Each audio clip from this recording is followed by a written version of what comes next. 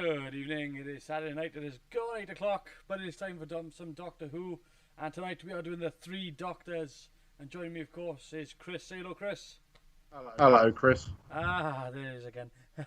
Never gets old. Yeah, tonight we're doing the Three Doctors, 10th anniversary episode. We got some William Hartnell, we got some Patrick Troughton, we got some John Pertwee, we got some other Time Lords. We've got some dodgy ropey effects. we've got a big idea on a Doctor Who budget and a 70s production. What could go wrong? This is obviously one that I think that you know, Chris. I do know this one, yes. Do you know it well? It's been a while since I've seen it. I know obviously it involves the three main leads up to this point. There's a bit of unit. There's some things that look like jelly-covered bubble wrap, as I remember. Yeah. So yeah, I remember it, but I don't remember the story in its entirety. But it's been about 15 or 16 years since I last watched it. Yeah. So this story does involve. Basically, it talks about, and not to drag this issue up again, but it does talk about an early Gallifreyan Time Lord, and it introduces myths and legends into the Doctor Who timeline, but it does it in a way whereby it doesn't bugger around with the origins of the Doctor, even though it's the Doctor can travel through time, so maybe the Doctor has origins as far back. We don't know. I mean, he travels backwards and forwards through time, so he might not even be from that particular period in Gallifreyan history. We don't know. That's the whole point of the that's what makes Doctor Who is the fact that there's this ambiguity attached to this character. And telling that's why he's called Who. For crying out loud. Telling people who this person is. To me, I mean, not to drag on to the Timeless Child issue, but I mean, for me, the massive issue there was the fact that they actually just said, "Oh no, this is who the Doctor is." I had no problems with them sort of revealing that. I don't know if you remember this, but I did a video quite a while back about the name of the Doctor and who the Doctor was, the Doctor's identity. And it was basically because they kept pointing to how the Doctor was important, that basically the shape of the hole kind of showed you who this person was.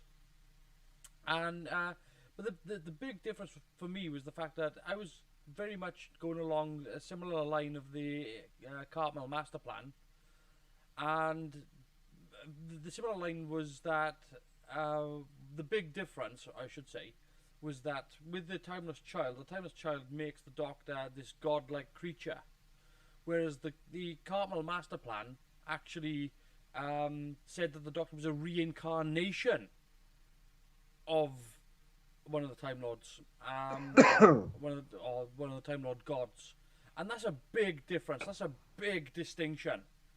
It's to say, oh, this thing's a god, and to say no, this thing's a reincarnation of a god. Those are two entirely different things, and because one makes the Doctor a god, and the other one makes the Doctor an average Time Lord. So what you're saying is it's the difference between Jesus Christ and David Icke. No, it's the difference. It's the difference between Q and being just an ordinary person that used to be a Q. It's a massive, huge difference. We got Lucosa who's joined us and said, what I love about the story is that the show is something unique to Doctor Who. 3 actors all on screen at the same time, playing the same person. It makes perfect sense. It's a good idea. It's done.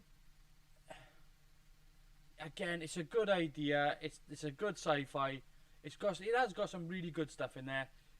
It's just that it is done on big ideas on a BBC budget in 70s Doctor Who. So it's enjoyable, but I don't think we can honestly. I think once we've done watching this evening, it's going to be like, Oh, they could have done a little something different there. Um, I think we are gonna have fun though. I think we are gonna enjoy this.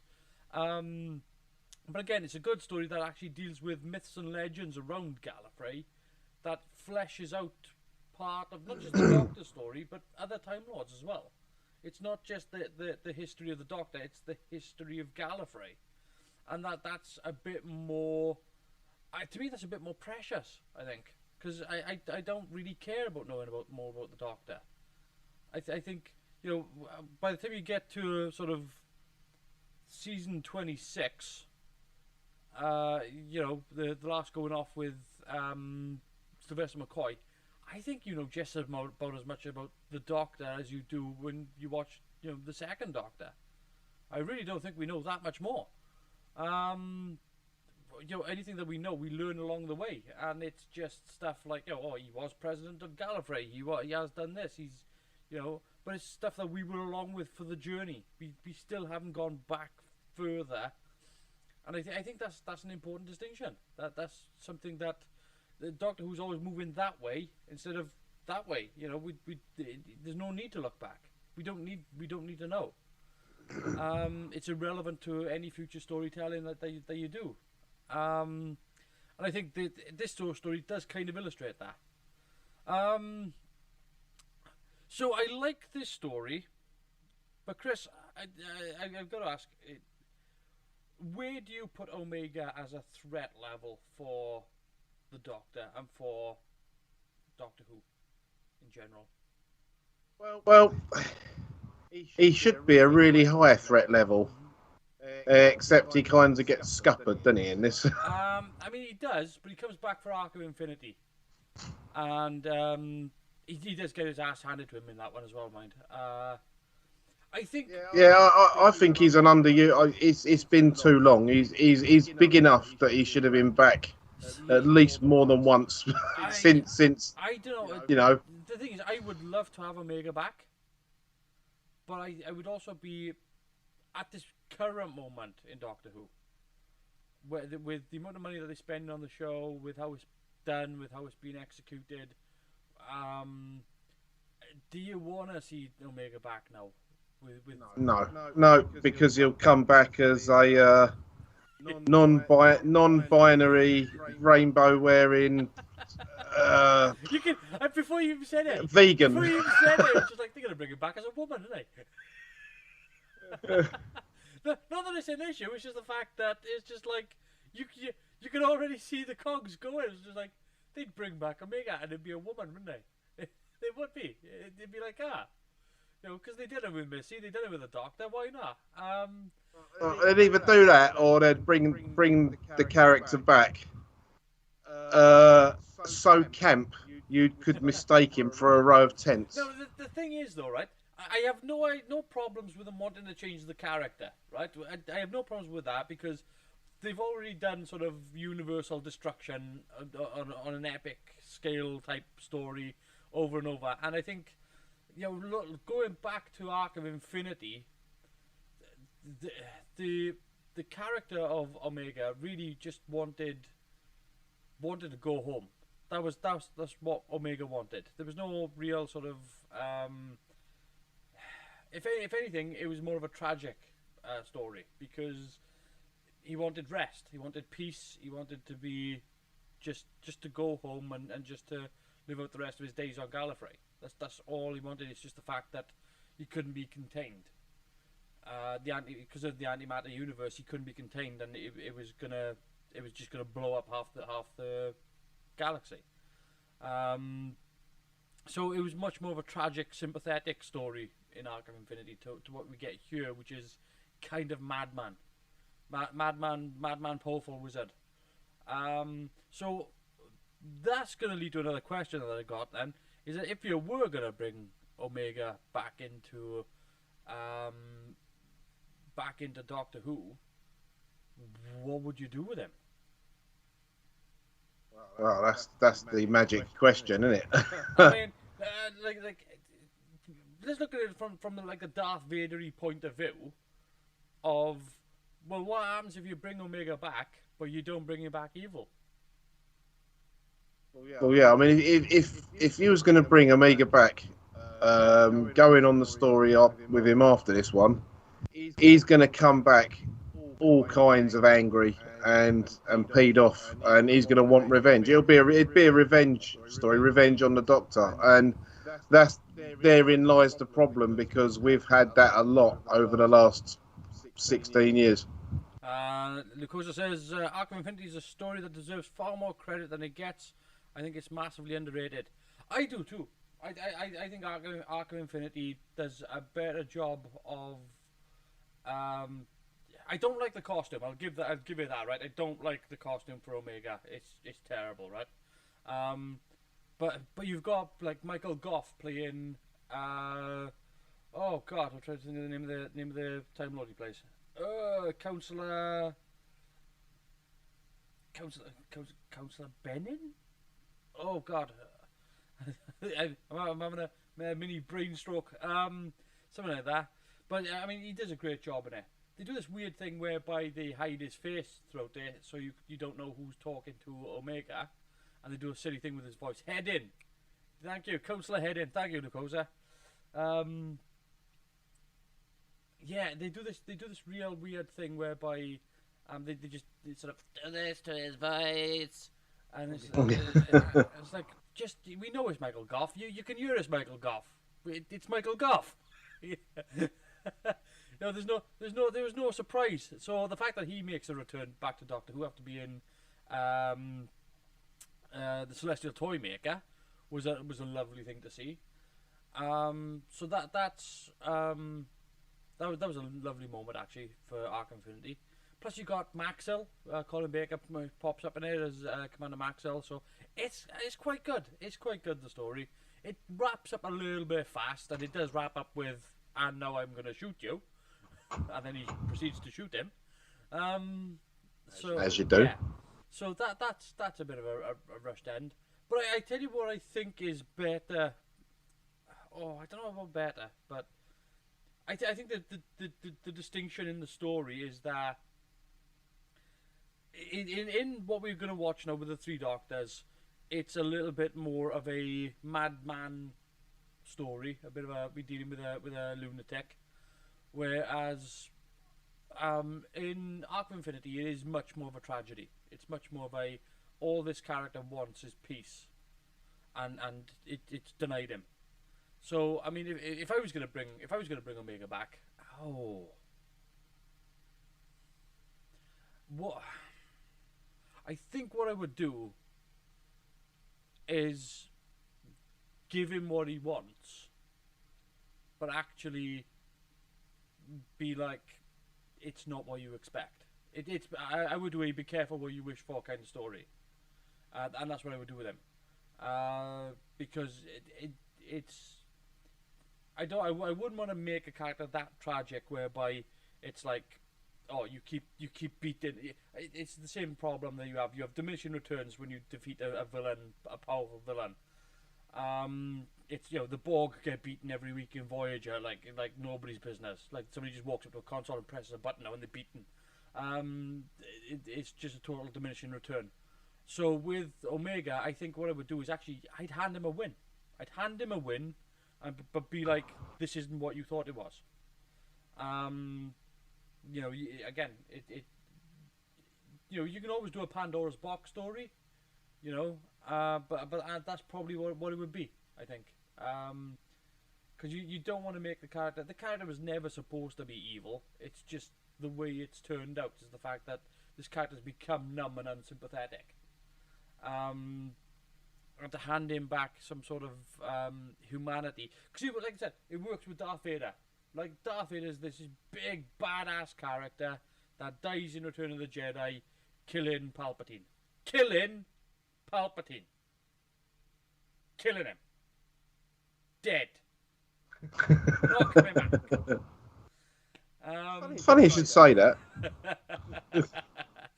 Dead. I'll tell you what I would do with Omega though. Yeah. If I was bringing him back, I would throw a bit more money and update it, but I would give him an updated version of the costume he's got in this one. Yeah, absolutely. Yeah, because the one that he wore in the other one was just terrible.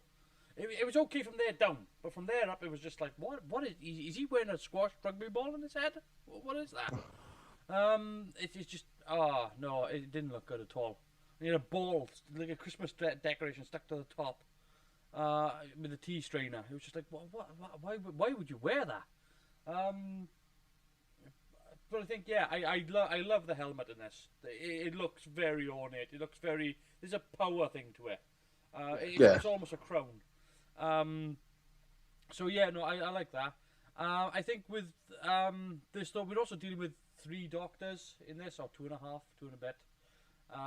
It's a bit unfair because obviously William Hartnell comes back to reprise his role as the first Doctor.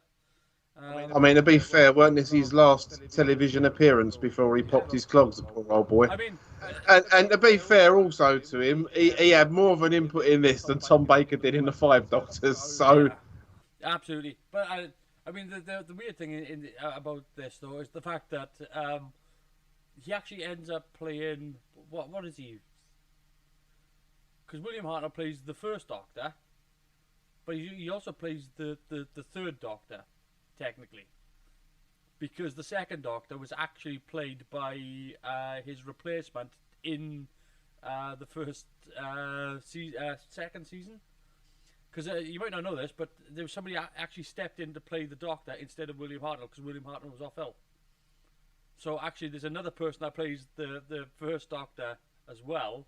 And so technically, this is when he comes back, he's playing the Doctor again. But he's also being replaced. So by the time Richard Hurnell plays the Doctor, he's playing the 4th incarnation of the first Doctor. So, and then David Bradley be the 5th incarnation of the first Doctor. Yeah, to the power of 10 times minus or something. The amount of people that have played the first Doctor is... But actually, the guy who played... I can't remember the guy's name. But the guy who played him, he played him for one episode, and he comes back then to play him as the robot version... built by the Daleks, and you actually do get to see him on screen as well. So it's a bit strange, but yeah, I mean, I'm glad William Hartnell came back for this, because again, we were talking about this the other week. But when we finish doing the Pertwee run, we're going to go back and do the Hartnell series. I think Hartnell's very underrated as the Doctor. He has one, and I've said this before, he has one of the most outstanding badass moments in War Machines. When that War Machine comes out of the smoke, out of the warehouse, and he's just standing there, and he just clips up his cape and just holds onto it and just stands in the middle of the road and he's just like, come on, bring it on. It's just like, oh yeah, there he is. Yeah, that's it. And if he's not doing that, he can pick up a guitar and sing a Western ditty, so it's all good. Yeah. Well, I mean, I think he's a great Doctor, to be honest with you. Very, very. Well, he's the original. He's the first Doctor. He is the Doctor. I think what I like with Hartnell's take on it as well was the fact that it's not just that he was playing grumpy. He was used to having it his own way and being forced now or being thrown around, and having to sort of put up with. Because that's what he's doing. He's putting up with the scenario of he's got these young people with him, and he's not really that interested. He's more interested in what Susan is doing, but she cannot obviously converse with him on a level that Ian and Barbara can't. So by the time you get to people like Polly and so on, he's kind of loosened up a little bit, but he's still very much of the. He's a bit more sneaky. He's a bit more. He still wants to do his own thing. And you see that with the Daleks, where he nicks the fluid link out of the TARDIS because he wants to have a look at the Dalek City. So I find him to be a much more sneaky Doctor, a bit more determined, a bit more his own. We're going to do it my way, kind of thing. Here's a question for you then. You remember the episode Twice Upon a Time? Yes. On some of the Doctor Who forums, there was a bit of a furore because the way that the first Doctor was written in the script Was tragic. was tragic, but yeah, where he sort of like told Bill to hurry up, he was going to smack her on the behind. Yes. Um, I Never personally, I didn't have a problem with that, but it caused all kinds of things to hit It fans. did, because the first Doctor would have never have said it. And they were treating it like the first Doctor was this dinosaur version of the Doctor. And no, like hell would he have said it. He would never have done it.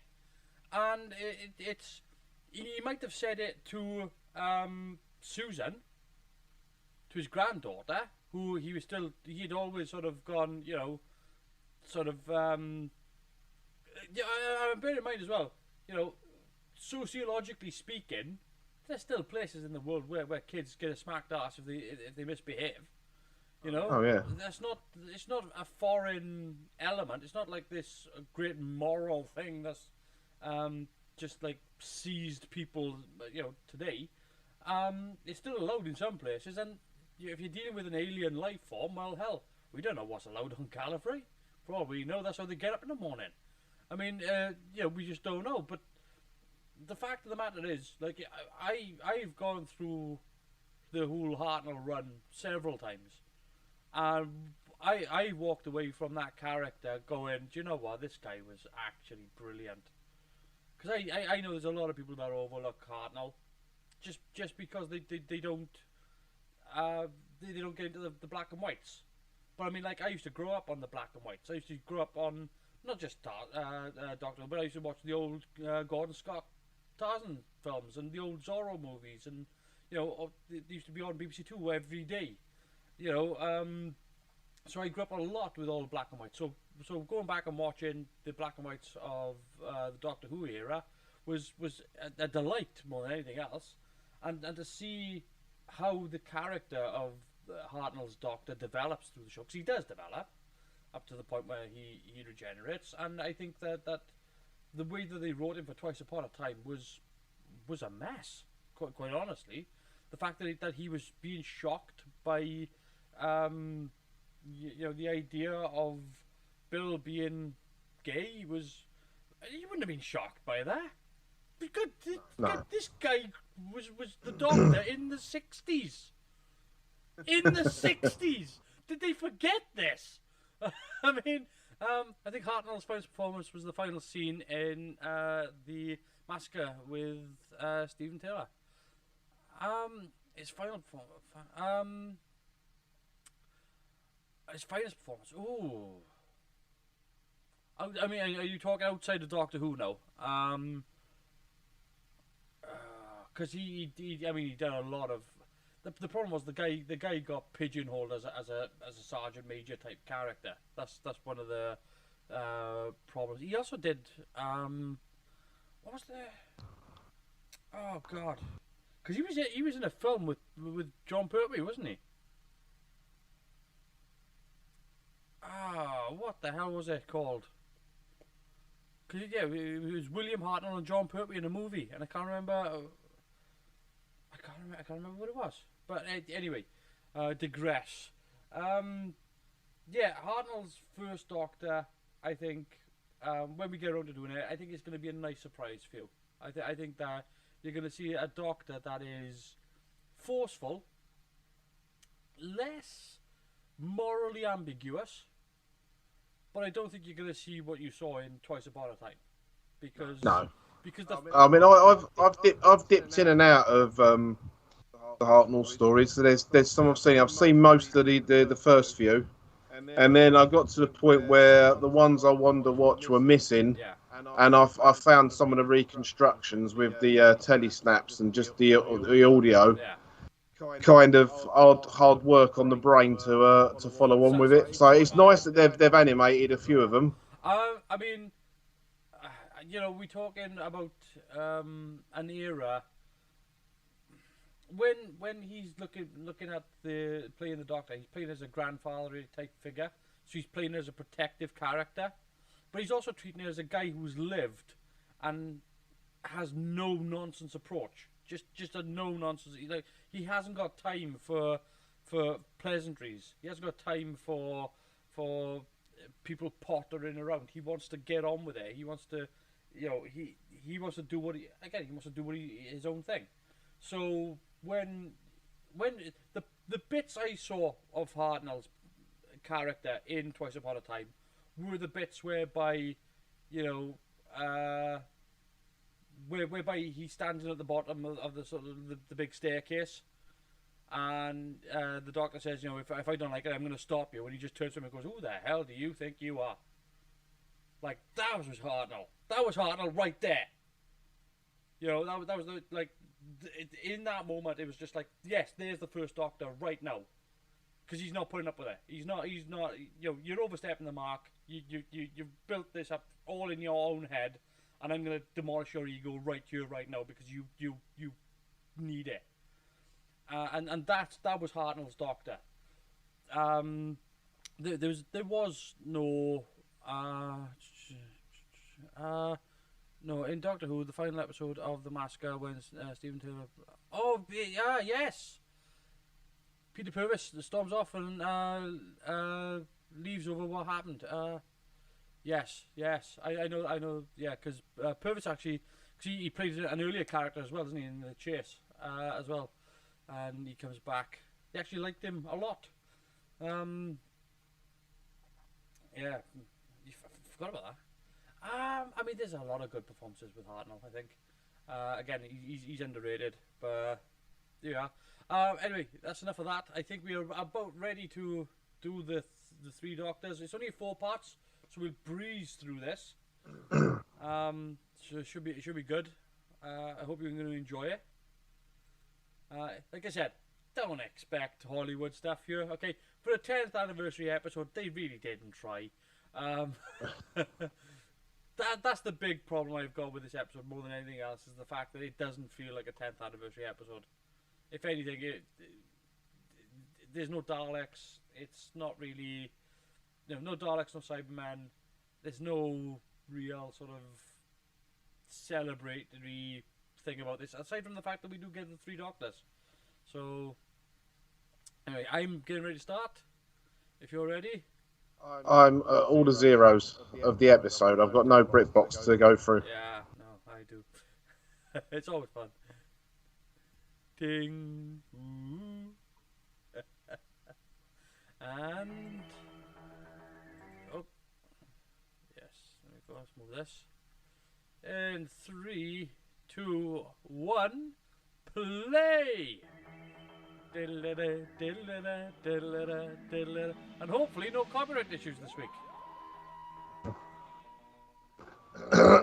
If you can hear the feed, do tell us. Yes. There we go. The 3 Doctors by Bob Barker and somebody else. I didn't read that then. I was like, who the hell is that? Dave Martin. Yeah.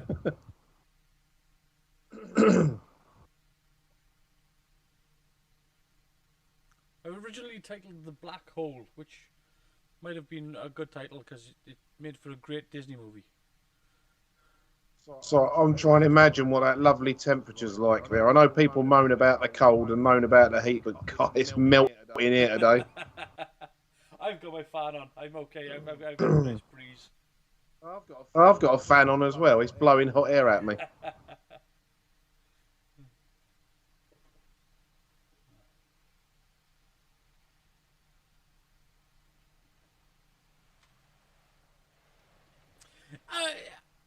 What do you think of this sort of opening here, whereby it starts off with almost a very nonchalant... It's not dealing with any big bad guy. It's not dealing with any big threats straight away. It's kind of a soft open, isn't it?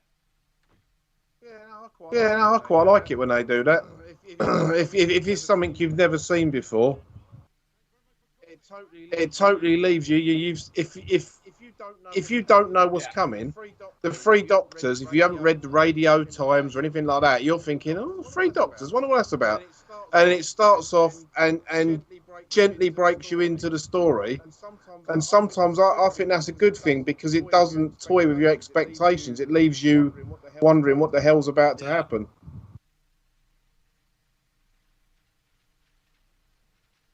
Absolutely pissing it on there.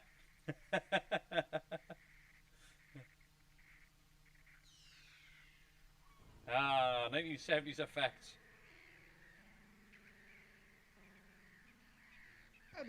And he's gone. So I believe to generate that effect, they actually shone a bright light into the camera and then took a picture of it and chroma keyed it.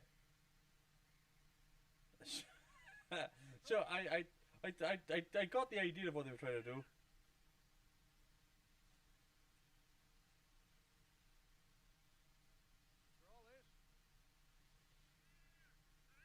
Well, at least it's stopped raining on that side of the lake. So, you know, every cloud. I don't know if it has. Rain is normally difficult to spot on film anyway.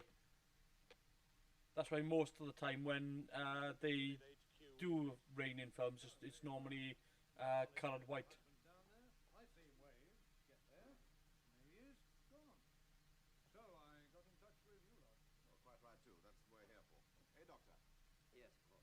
Has been repainted. Probably because it was buggered from the last episode.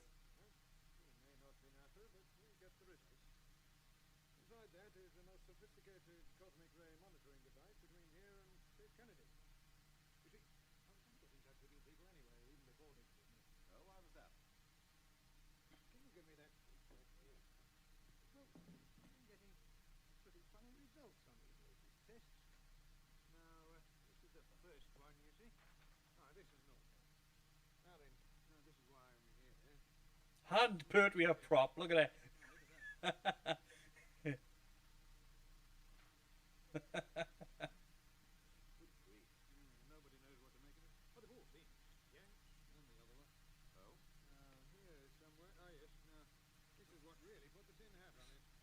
Does more business than Wall Street. Or a big fat computer printout. I'm sure John Pertwee would love to get his hands on that. There he goes.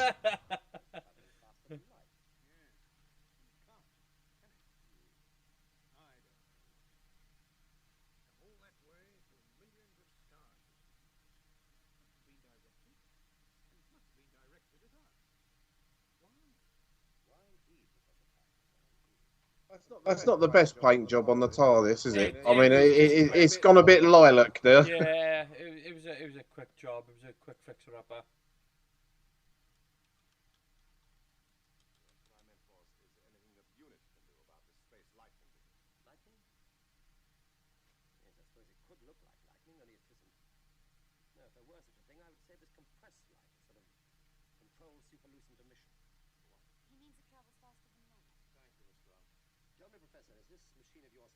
Yeah, you'll also notice that the police box signs on that TARDIS are actually inverted.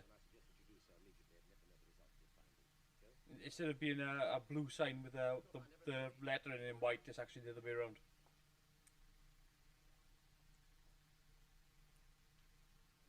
Much more. Oh, I mean, dodgy chameleon circuit. It's going to get a few things wrong, isn't it? Yeah, it's a dodgy BBC circuit. That's what that is. You'd be surprised how many people working on Doctor Who didn't know anything about the show. Oh, I fully believe it. I've seen some of the latest ones. Yeah. Well, no, I mean, I said that out loud, didn't I? Yeah. No, but I mean, like, that's very true. But like, you know, there were times where directors would do like dematerializations of the TARDIS and forgot what the dematerialization of the TARDIS looked like.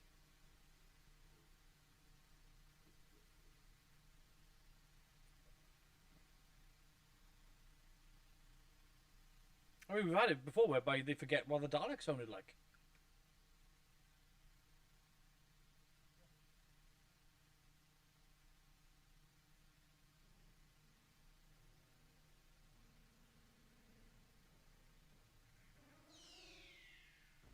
There you go. And more 70s effects. I do like how they're trying to push this out though with these effects. It's a little bit weird, but I like the fact that it's a little bit different alien. Yeah. Yeah. It's truly alien then. It's really out there.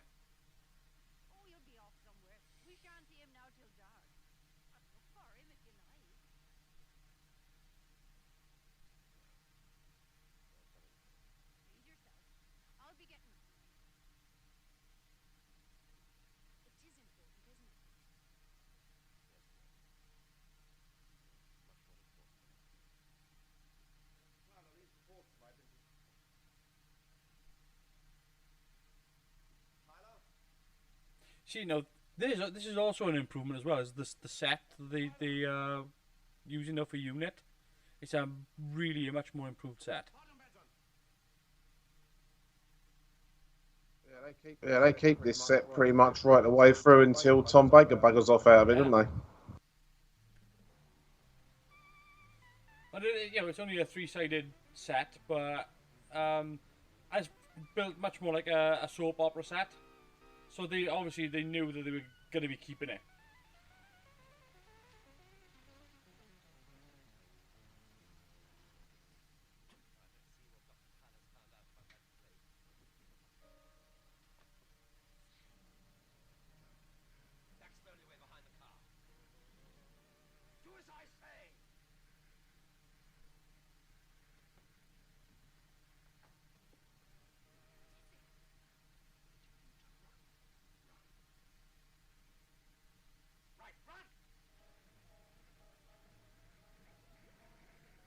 And there goes Bessie.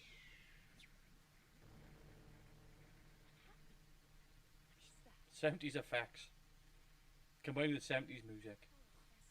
Poor old Bessie. Poor old Bessie.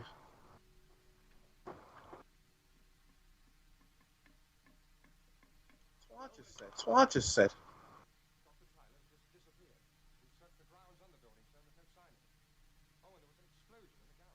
Now, if you look there, you can actually see above the set. There you can. There you can.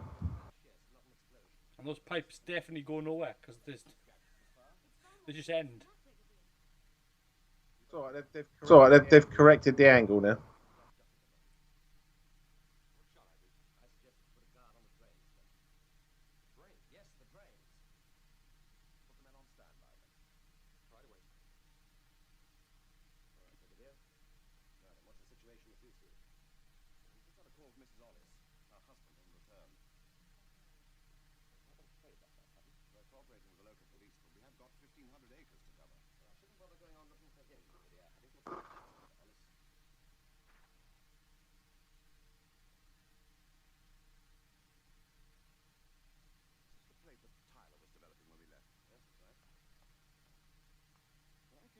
So it's quite a good sci-fi horror idea to have these people being absorbed and having them, sort of be jetted along this beam of light. Yeah, like you said, all the ideas are great in this. It's got some really good ideas. I'm of the school of thought that the story carries this past some of the ropey we have X. Maybe not all of them, just most of them. It certainly butts into them.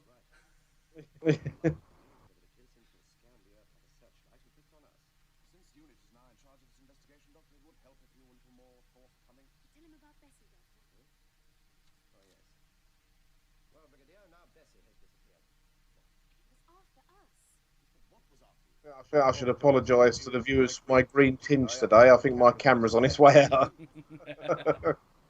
You look all right. Yes, that's right. You see, that stuff seemed to ignore me as soon as it saw the doctor. What about this chap Hollis? Perhaps this thing is confused or its instructions not getting through. Tyler.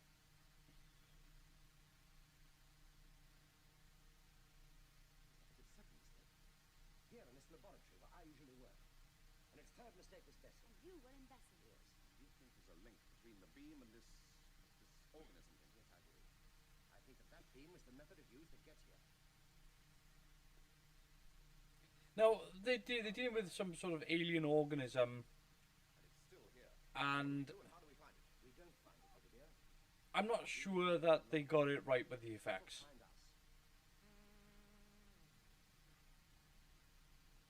Because we've seen other sci-fis do this sort of alien organism, plasma blob type thing, and they've done it a lot better. Oh Jesus! That's a BBC budget. That's what that is.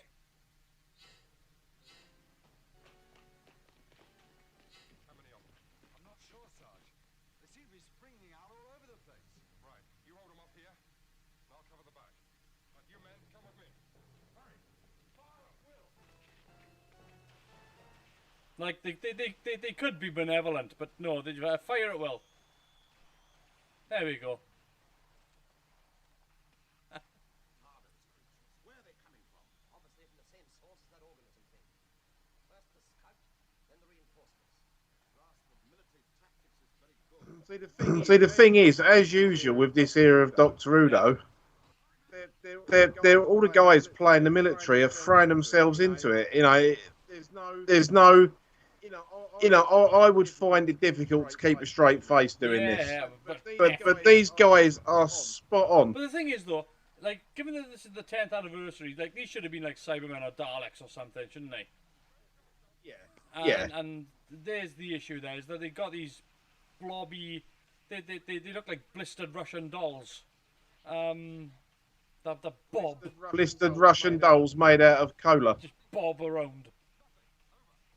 Get the men out, Benson. Complete evacuation. Then report to me in the laboratory. Is that clear? Over. I can see what's happening. You stay here, Doctor. Not much point in my going anywhere else, is there?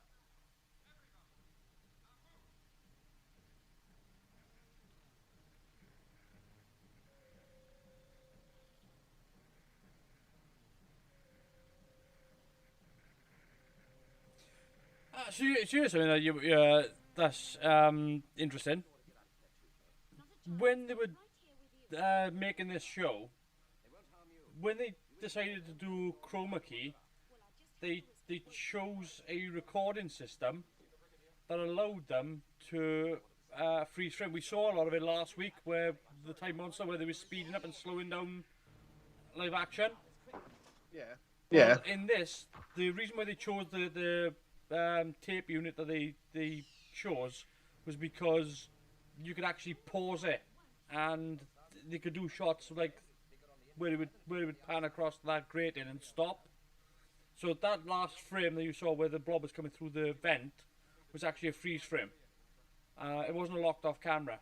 That's why they chose that particular tape unit, was because you couldn't do it on the others. Doing a freeze frame was impossible.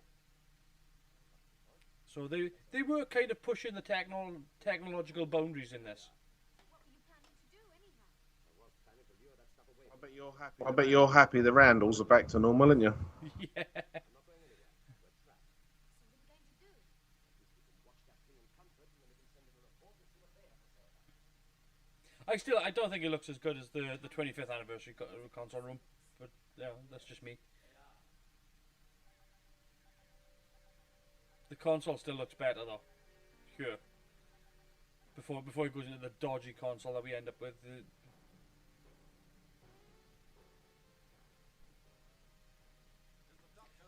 Those are some really, really, really, really gorgeous looking Time Lord outfits.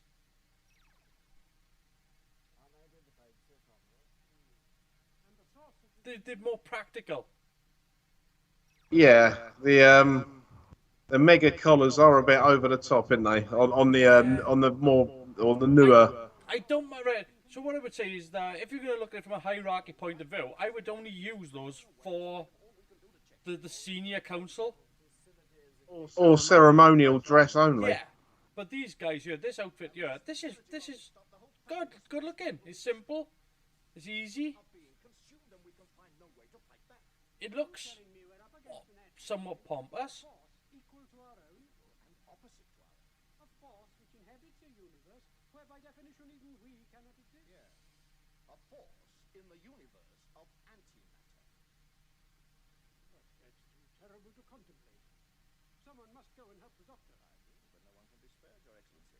Everyone is needed to combat the energy drain. Are you saying we can't help him? But perhaps he can help himself. Show me the doctor's time stream, the section for his earlier self before he changed his form. We cannot allow him to cross his own time stream, apart from the enormous energy it would need. The first law of time expressly forbids him to meet his other self. I am aware of that, Your Excellency, but this is an emergency. But you can't. Your Excellency. An amazing coif of hair, mind. Yeah. See it on your own head.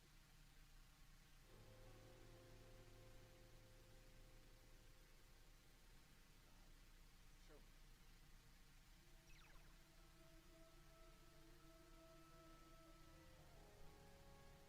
I mean, that guy looks like how a Time Lord should look. Yeah. Yes, we felt it too. Could it be that stuff outside?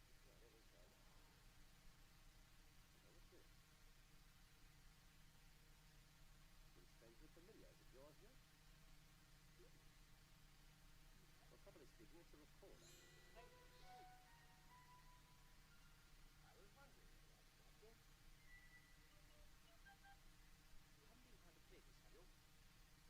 Oh. I can see you've been doing the party supper thing. I don't like it. Awesome. Oh, my word.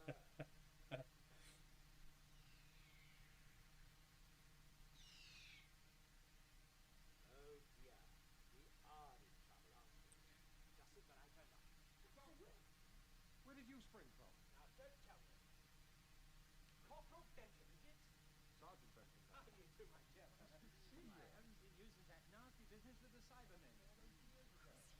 I mean, continuity. There you go. It's a bit difficult to explain. Yeah. Not one of them, is he? Well, not so much one of them as one of us. One of me, to be precise. Oh, no, no, no, no. Sorry, my dear, I hate to be unfair, but I can see you're a little bit confused, poor old chap, and I do feel you should have the correct explanation. You don't mind, do you? Yes. I didn't think you would. You see, Joe, very good. Love him. He is one of me. Oh, I see. You're both Time Lords. Well, quite. Well, not quite. No. Not just Time Lords. We're the same Time Lord. Now, please, you're only confusing my assistant. Joe, it's all quite simple. I am he, and he is me. And we are all together, good, Richard? Huh? It's a song by the Beatles. How does it go? Oh, please be quiet. Look, isn't it? Good banter. Brilliant banter. John and Patrick apparently loved it so much that they just kept doing it anytime they would go to conventions. Be here. Ahead about the first law of time. Perhaps I could explain. Perhaps you could. Well, our fellow Time Lords out there are just as much under siege as we are. And you kind of know that he did, because Patrick would do it with everyone that he ever went to conventions. Whether it was the Fifth Doctor, particularly the Sixth. Or Miss Piggy, as he used to call her. Him. This is now done. No need to be ungracious. Suppose we have a look at our problem, shall we? You don't mind, do you? Oh, be my guest. It's the banter that makes this episode, I think.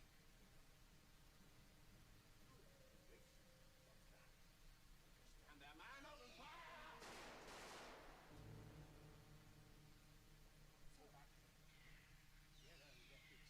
Still dazing away as usual. I'll be all right. Want to take some balance. Right, now you can see our problem. Yes. Most unpleasant. They are very hot. Yes, so am I. I think perhaps I want to put you in the picture. Contact.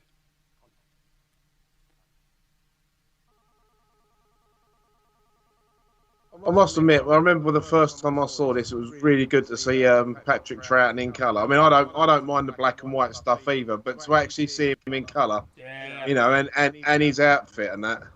Yeah. If they can't help us, we'll just have to help ourselves.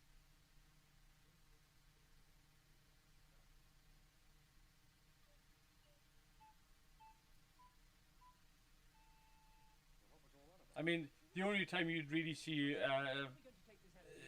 see him in colour was in other things, you know. Yeah. Why, what's wrong? They refuse to cooperate.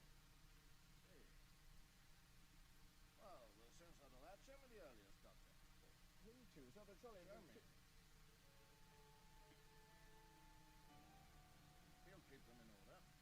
Well, you've been fiddling with it, haven't you? It was perfectly all right until you touched it. Now, don't you leave things to me. We would leave things to you, my dear fellow. We'd be in a fine pickle, wouldn't we? Look, you lost the image of...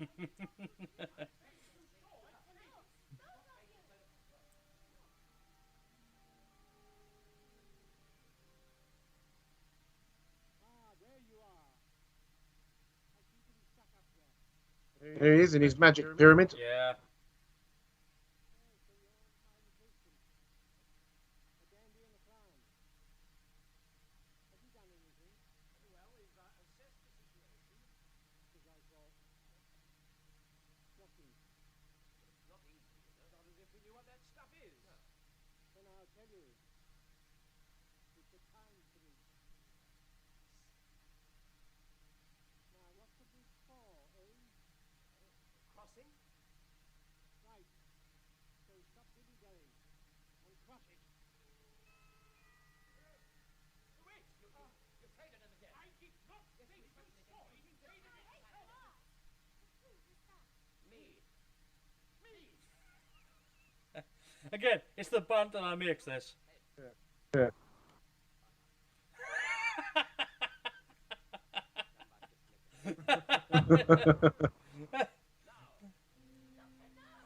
Ooh.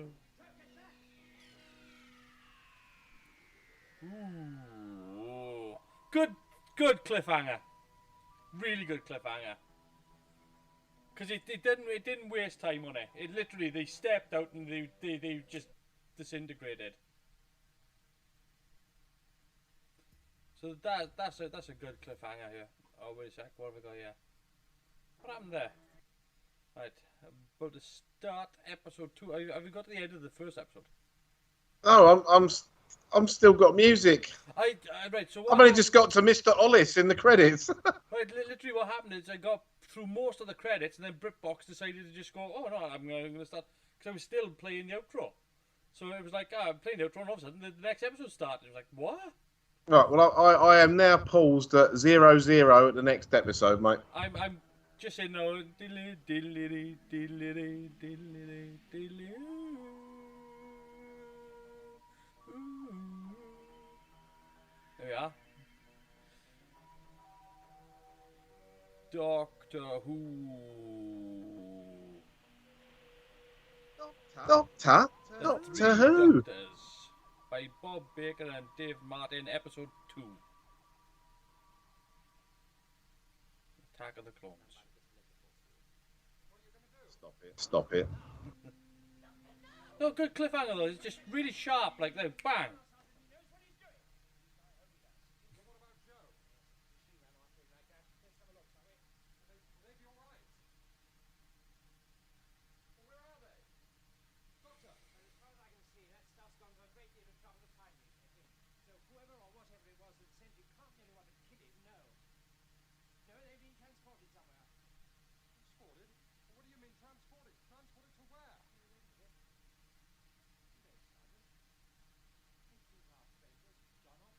You would have thought a TARDIS would have had one of your favourite holographic screens on it, wouldn't you?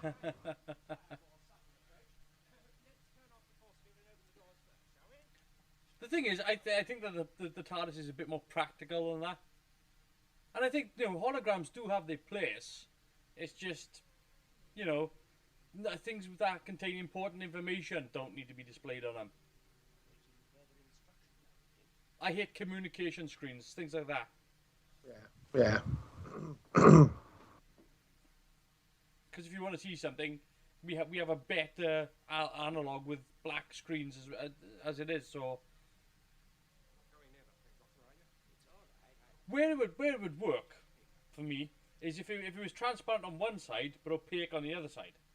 So you were looking at an opaque image, but people could see through it from that side. It's not dangerous for the moment. It seems to think it's a chief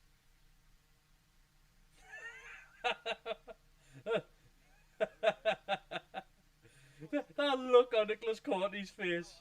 Why do you change your appearance? What's happened to Miss Grant?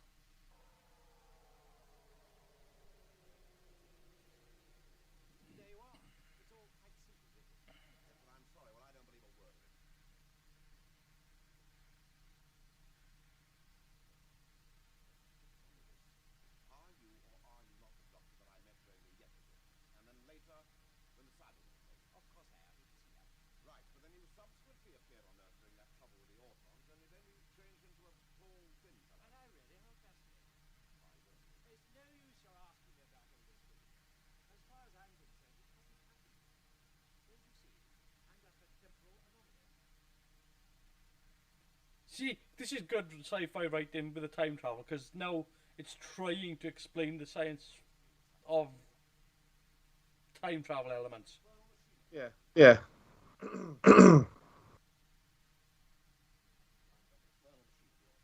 you've changed back your appearance and transformed this ground off to heaven knows where. Not quite as simple as that, Sir Holmes. That'll do, Benson. Just two things I want from you, Doctor. An effective way of controlling that stuff, and a safe return of Miss Clark. What about our doctor, sir? Does want him back? I've got him back. He does the job, and we're all facing up. Well, I'll do my best, but I can't make any promises. In that case, you better consult those all-powerful superiors of yours for their advice. Oh, I don't think that's good. At the moment, they're far from being all powerful. That's why it's been left up to me and me and me.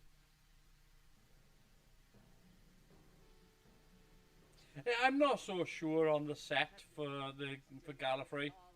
It's a bit 70s game show. But the actual set pieces themselves ain't too bad. I think it's the backing plate that's Yeah. No emergency can just It looks somewhere cross between a 70s version of a McDonald's and a show presented by Cilla Black. I don't know. It's got a bit of World of Sport going on there with the blokes in the background as well, isn't it? We are dealing with a threat from an area over which even we have no control. A black hole in space. The universe of antimatter. Unknown forces of his equal and opposite. I mean, at least they're not killing it with a light. That's a good thing. Must be obeyed. It will be later. For the moment, the Doctor needs all our help he can get. We can't stop now. Transporting his other selves across the time stream has already utilized more energy than we can afford. I've always liked little things like that as well, where their printouts are on circular paper. Yeah. And I mean that's something they continued well into the current era with the Gallifreyan writing and that. It's all circular based. I used to like the magnet controls. They would link up circuits and build things. Yeah. But the second Doctor has to help with matters on Earth. and the other. He, together with his companion, has passed into the black hole. They are over the absolute event horizon. Another sci-fi film. The Black Hole, Event Horizon. Event Horizon, quite possibly the scariest science fiction film of all Oh, time. really? You think it's good for that? Is it though? I don't know anything with missing eyes that sets me off, mate. I don't know. See, I think Alien is probably a bit more suspenseful than that. And gives you a few more. I don't know. That's a good one, though.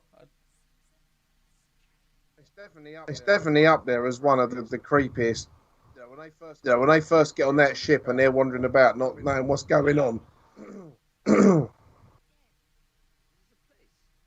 It's just like any other place. We've been brought here. Like any other quarry. In a quarry with Katie Manning at her cutest. Like you pointed out a few times, that woman was Oh, tiny. she was absolutely tiny. Well, she probably still is. Yeah. I think she's in Australia at the moment. Because that's where her daughter lives.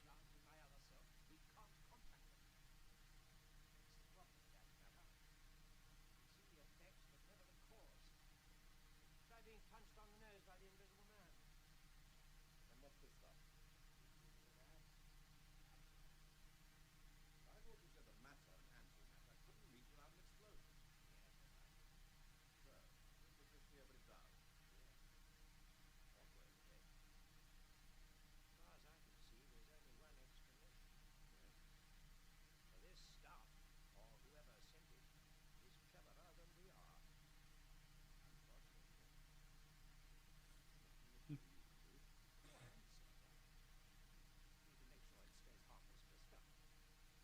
No, I like the fact that this episode takes time to bring back a character and give him just as much time as the current incarnation as well. Do you think they should have had Jimmy McCrimmon in this as well? Or would there have been anything for him to do? So they actually did want him, but he was currently working in Emmerdale at the time, so they couldn't release him from Emmerdale to make this. So there was actually a script version of this which did have Jamie in it. So it might have been fun to have Fraser Hines back. Surely that's the water cooler from outside the lab. What's this? That's the Brigadier's computer. Well, this is the lab door. That is a prop computer, by the way, which is Yeah, well, it says no admittance. it's kind of unusual for the BBC to do stuff like that, actually, to build genuine prop computers. They would normally get older tech in. Joe, you see what I see? Oh, yes. Well, of course you do. We had these studies for you. There's all this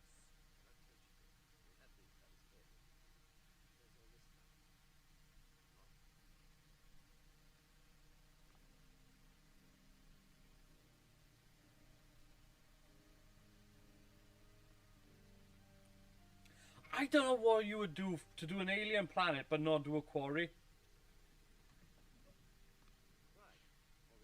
Well, if you don't do a quarry, you've got to do a lot of buildings, and you've got to have matte paintings for skylights and for skylines and stuff like that. I mean, maybe I would have done like I don't know. I don't know actually. It's a good question actually as to what would you have done if not filmed in a quarry. Like, you'd have had to have chosen some sort of extraordinary landscape.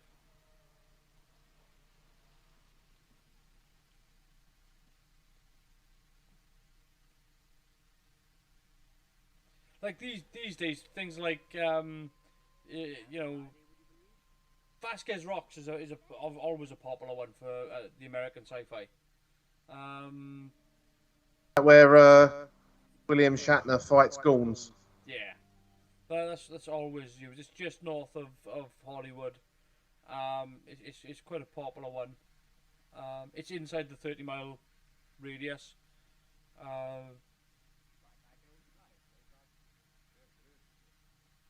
I've just noticed Luke Hose has put Alien is greater than Event Horizon. I totally agree, but I think Event Horizon's a creepier film.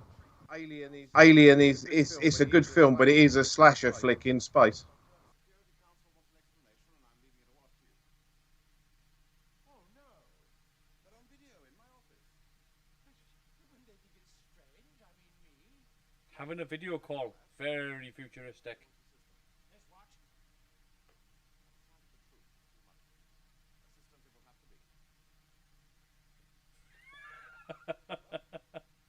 Well, I've just set this thing up. Now the others will fuse it. We all fought the doctor confusing people. You thought everything's all right. It's part of the lab. We've got it thoroughly reviewed, haven't we, Sergeant? We haven't tested it. Sergeant said you better keep an eye on it. Vincent, here's you.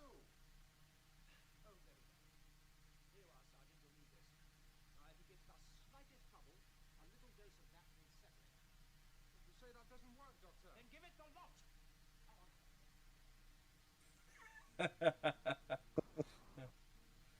Again, it's like It's one of last week's roundels there. it's the characters in this that are making it more than the story. Because really, at this moment in time, not a lot has happened. So it's really the character play that we're relying on at this moment in time. You're not going to give me any trouble, are you? Okay?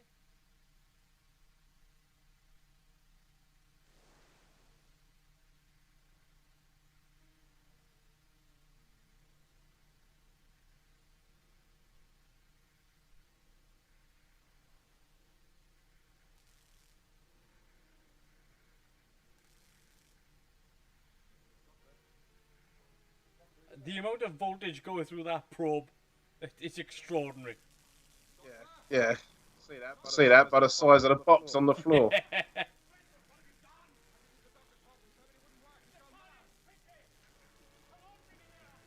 The problem suppose the studio lights there are kind of wiping out. If they dimmed the lights in the studio a bit better, a bit more, you'd have been able to see it a lot more on camera. Oh, you soon get used to it, old chap. Relative dimensions and all that.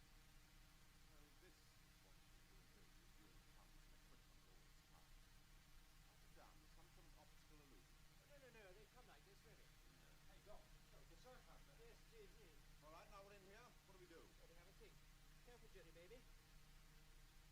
That comes back again. Equate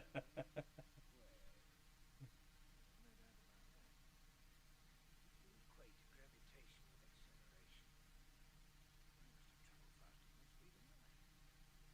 I must have traveled faster than the speed of light. That seems possible. Dr. Tyler! I don't know how you'd come up with that because the light traveling forwards is still traveling forwards. You don't need light to travel backwards. His theory is, well, insane. Let's be honest. Most time theory is bizarre at best. We've been transported along it. A black hole. Yes, exactly. That's where we are. On a stable world in the universe of Antimatter. An anomaly within an impossibility. What do you mean, Dave, that a place like this shouldn't exist in a cosmos? Even if it does, we shouldn't be here anyway. Well, here we are. Kidnapped and released. By who? At last, a Time Lord within my power. You don't normally, again, it's a good use of using an actual monitor on the set. Instead of just doing CSO. Yeah. Much like the creatures that attacked us at Unit HQ. What exactly do they look like? Why, that. I bet they crapped themselves when that happened. I would imagine so. Yeah. Open this door. Like, that was a hell of a bang. My little plan seems to have misfired. I seem to have accentuated its metabolic rate. Most unfortunate. There's one problem I'm having with this that I had last time I watched it is that those bubble wrap Coca-Cola monsters. They sound like Uncle from the adventure game. You know, the one they said Gronda Gronda to. Yeah.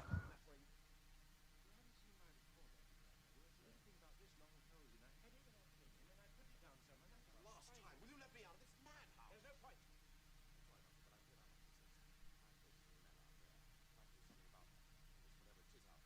Not standing about here messing around looking for some damn fool flute. Brigadier, I cannot open that door without first turning off the force field. It seems like you never make it across before. That thing out there has become a killer. It's my fault, and I'm sorry. All we can do now is think. I think best music. There is my report. Bubble wrap sets.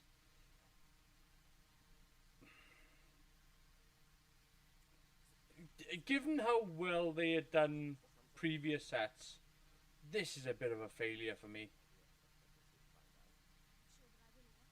At least it's of a decent size though. It's not really, because all they've done, if you look at what they've done, they've got like 6mm boarding, and they've just cut it into arches and just spaced them out. I get that, but it looks Yeah, big. it looks cheap. Communications unit. Don't worry. I can boost this through the TARDIS's communication circuit. With respect, sir. We're wasting time. Yes, we are. Are you still worried about your other Dr. Sergeant? Oh, yes, I am. I'm Miss Grant. But I shouldn't worry too much about you. In fact, I rather envy them. You what? Yes, I think they're having a very interesting time.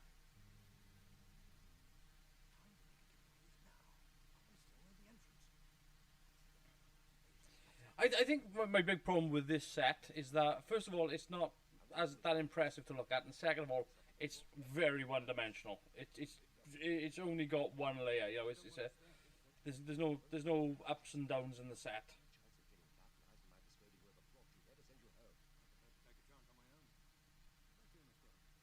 And given that it's the 10th anniversary, they should have spent a little bit more money on it.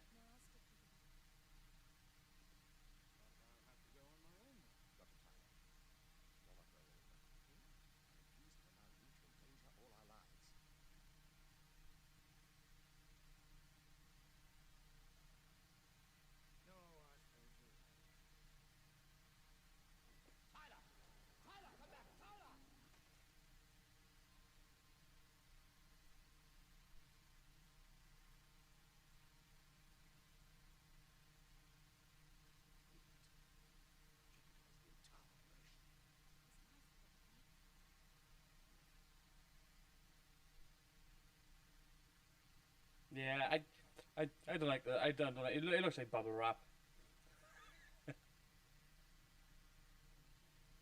I think they needed to spend a bit more time and a bit more money, and actually really design the sets. I don't think they did.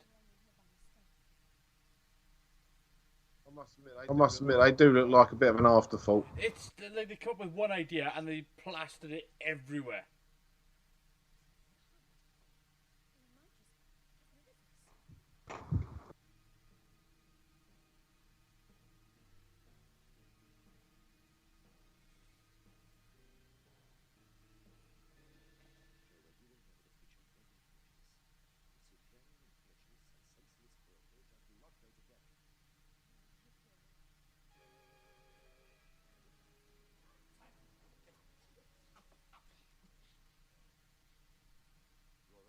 I mean, like things like the stroppy paint on the green paint on the background there. Yeah, that is bad. It's not nice, and the fact that they haven't done anything with the studio floor, it's just make an effort.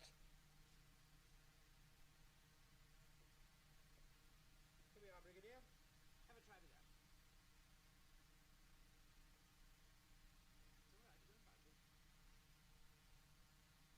It's all right, don't bite it. Corporal Palmer, come in, Palmer.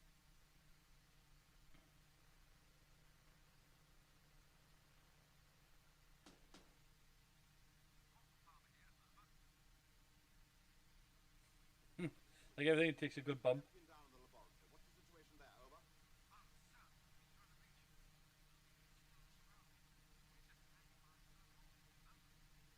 I want every man to maintain vigilance, but no further offensive action. Is that clear? Over. That's an order, Palmer. Keep in contact. Out.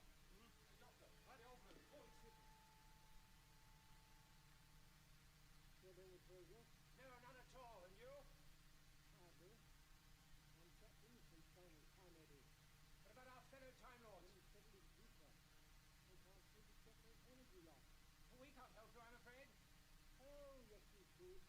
Oh, how? What? But I don't... But I still don't see...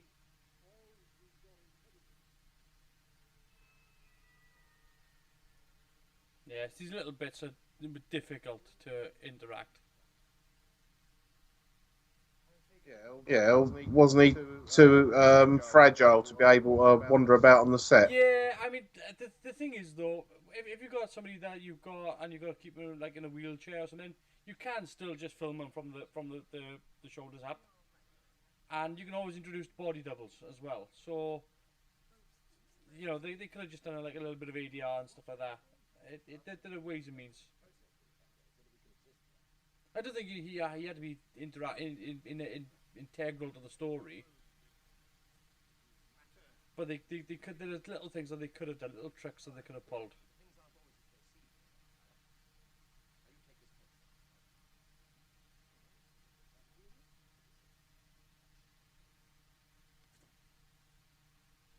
See now that bubble effect on there with the small and bigger bubbles, I quite like that effect. But it's the fact that they haven't edged it. The edge is just like plywood. Yeah. That's the problem I'd have with that That's set the thing, and the it's green very paint. It's like they just stuck it to there, and that's all it looks like. It's not. There's no dimension to it. There's no shape to it. It's just. It's very unimaginative. Force field off that thing out there can get at the TARDIS.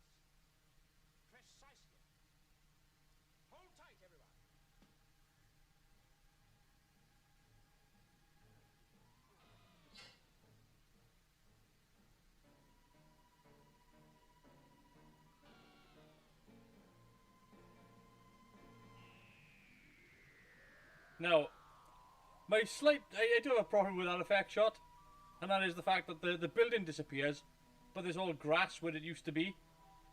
Like, surely there should be like a hole in the floor. But it's done it again. It skipped the bloody. What's that about? I'll leave you catch up. Let me know when you're about to start the third episode. I'm 0-0. I can press play whenever you want me to. Yeah, okay, and I'm going to be pressing play in 3, 2, 1, play! So, you're enjoying it so far, Chris? Yeah, I think it's good. I really liked the interaction between John Pertwee and Patrick Troughton. And I'm still of a mind that, as bad as some of those effects are, Terrible. I think the story and the characterisation, paper over the cracks for me. I think that it's relying mainly on the characterization, because I think the story it really is probably only a 2-episode story. Without the band and the characters, I don't think the story is that strong. Well, that's it, and it is. It's the characters and that are the most important part of this one.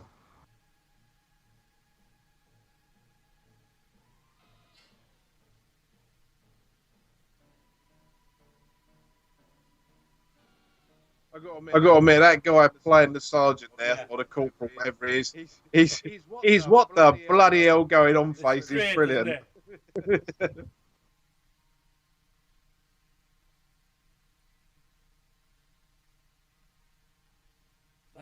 I got to admit, the first time I saw this, I'm just going to paper over that. The first time I saw this, that guy playing the bloody hell face, I honestly did a double take. I thought it was a young Pete Townsend.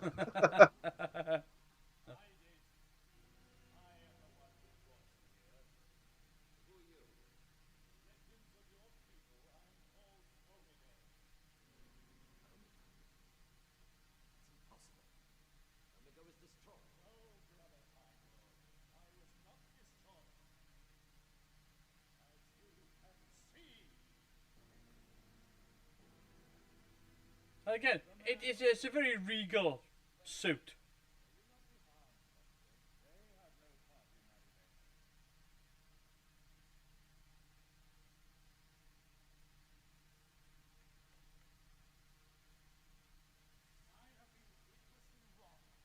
I think what I would do with his helmet, if I was going to do a new one, is I'd probably cover it with Time Lord glyphs over it. So keep it a very similar shape, but actually just have it with more filigree. Yeah, that'd work. See, now these archways look a bit better, having the bubble wrap and the flat sides reversed. That actually looks like it's cut out of something crystalline. But it's a very cheap. I can see the actual brace for the bloody flat on the set there. Yeah, I know you can. The floor on that's terrible. What I'm saying is it looks better that way round than it did the other way round. If they'd have done something to the floor here and covered up the backs a bit, it would have been a lot better. I think it's a terrible looking set. That's where I'm gonna leave it. I don't think. I think the best thing you could do to that is pour petrol on it. It's bad. It would be bad for Blue Peter.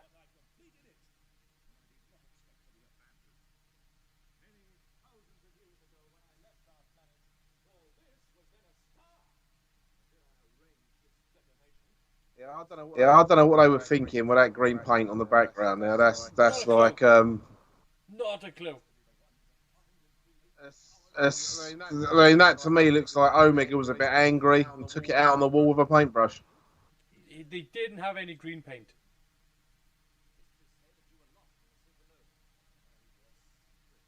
It looks like it was coloured in by a 6-year-old. It's an insult to 6-year-olds, Carwin.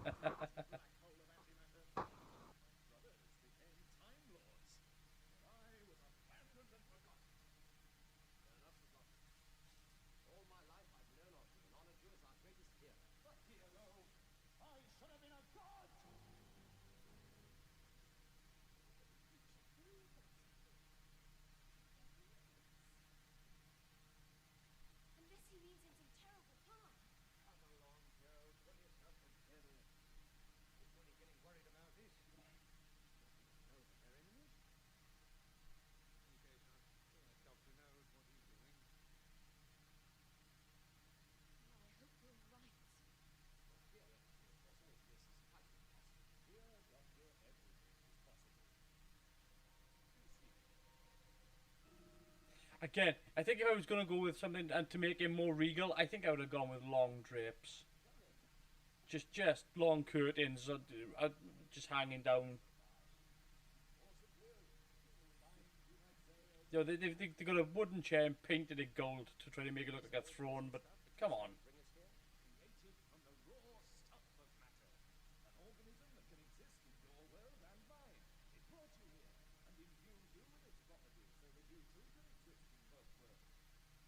There are some things that even I cannot do, not alone.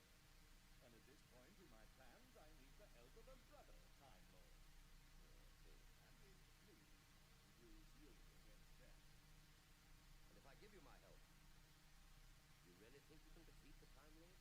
All of them? But I am defeating them, Doctor. All of their power is insufficient to prevent the cosmic energy drain which I have caused. And if I refuse to cooperate? Then you will face the wrath of Omega. You and those miserable humans who accompany you. It's quite a very simple but interesting design for the helmet. Yeah. Yeah. And I'm not sure the actor is, but he's got a really good voice for it as well. Well, he was in the early episode of Doctor Who that we were watching. He was the one who did the weird voice.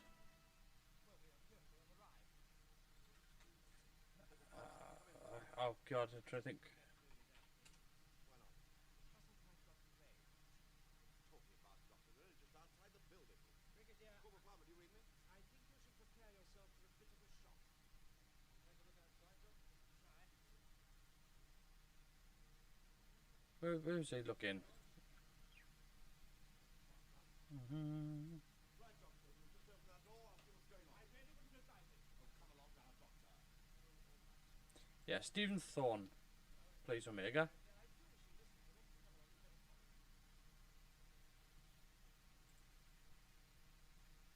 Yeah, he was the demon in Demons. Ah, right, yeah.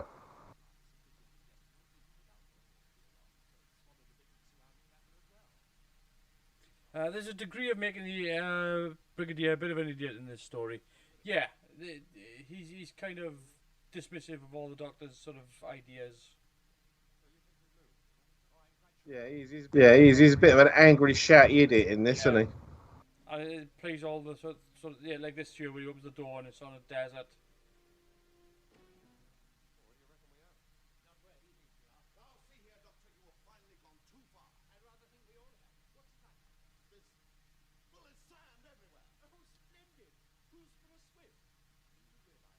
You've stolen the whole of Unit HQ. Now, what am I going to tell Geneva? That the whole blessed building has been picked up and put down on some deserted beach? We're probably miles from London. Okay, we're a little bit further than that.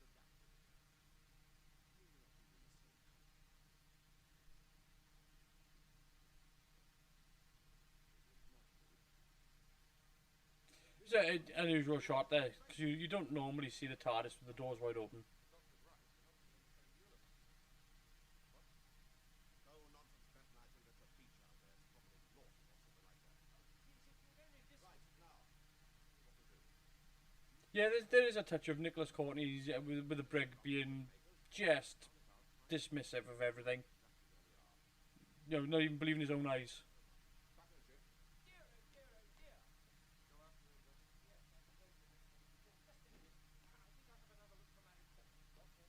Yeah, but I mean, there is an element of humour to this story as well, isn't it? It's hardly a serious. Yeah. So yeah, it's okay to have fun, but you know, I think that there's means of having fun without making your character look like a total idiot.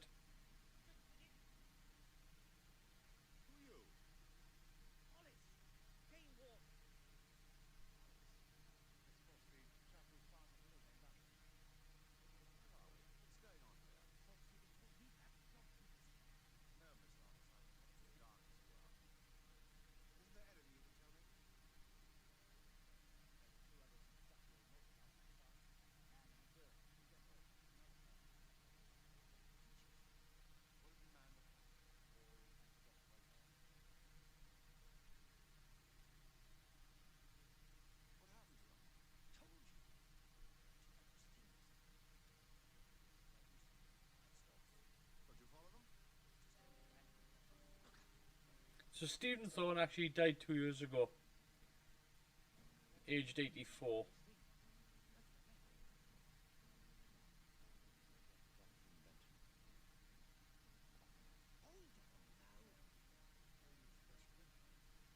And his last TV appearance was in Last of the Summer Wine.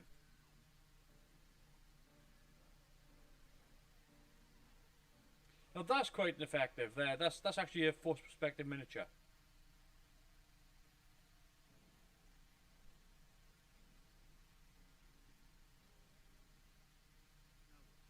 No, that's quite an effective use. You mean they didn't blow a hole in that for the story? No, that is it. That is a miniature hung in front of the camera.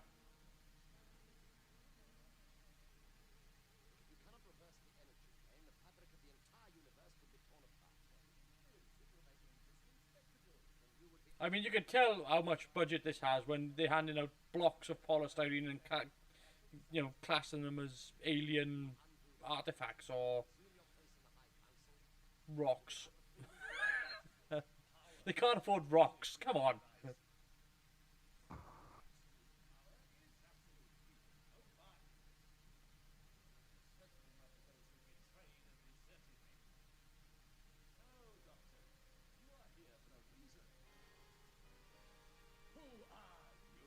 Just some more innocent bystanders. This was shot by that bungling organism of yours. Send them that way.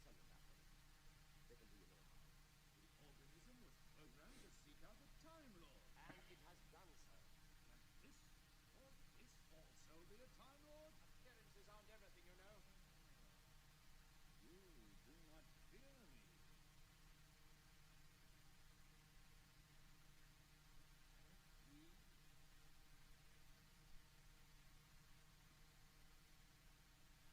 Time Lords? Ah! The same Time Lord! The High Council must be desperate in There you go. That plays something to Omega's intelligence.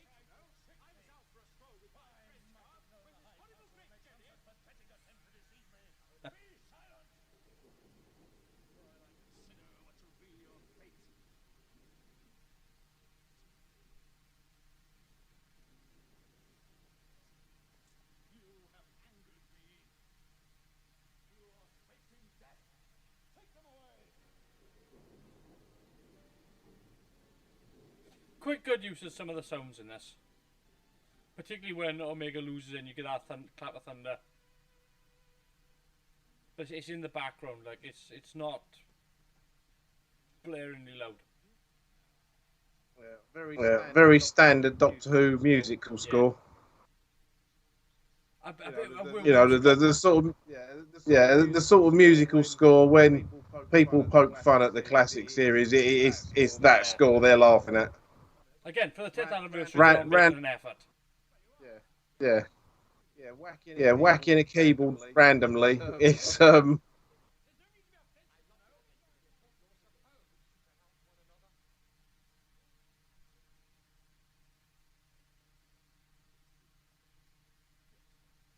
mean, if Jamie was in this, I could just see him on the pole with bloody Joe.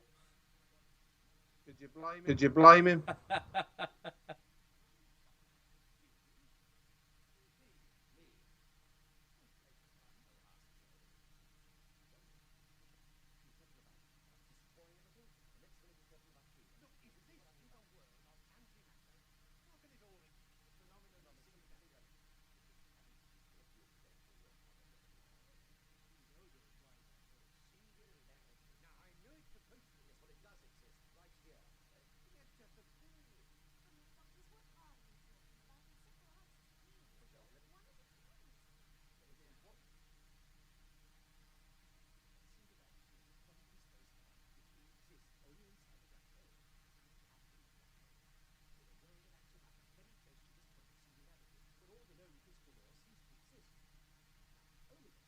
And there's the plot to a bloody Christopher Nolan movie.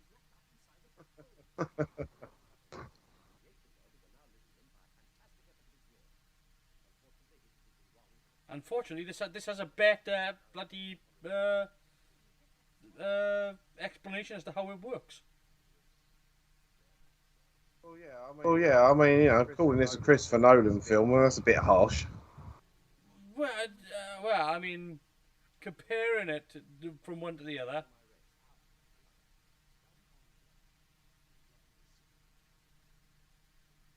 See, this goes into the myth of the Time Lords, not the myth of the Doctor.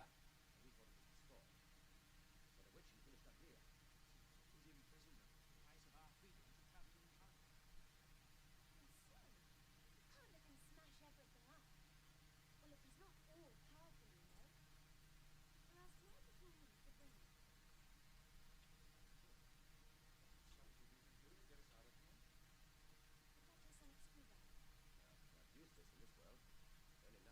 Doctor's some screwdriver. My God, Geordie would be screwed. Come on, let's be honest. Everyone after Christopher Eccleston would be screwed. You're a Time Lord, aren't you? In fact, you're two Time Lords. Well, surely your wills combined are a match for his.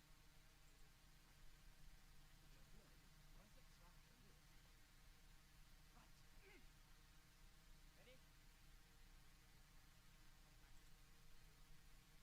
Take off.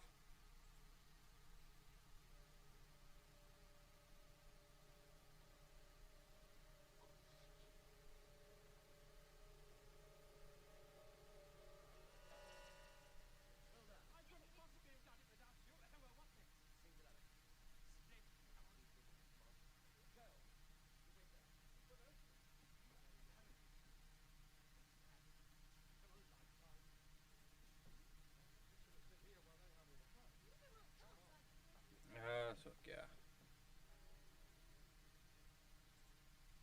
Yeah, I mean, this is the problem with the story, is that there's not a great deal going on.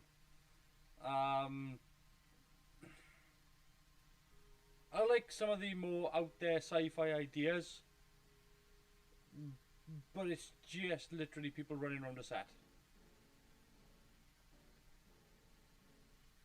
There's this impending threat of doom and gloom, and there's no sign of it. It's just, it's like people running around a fun house.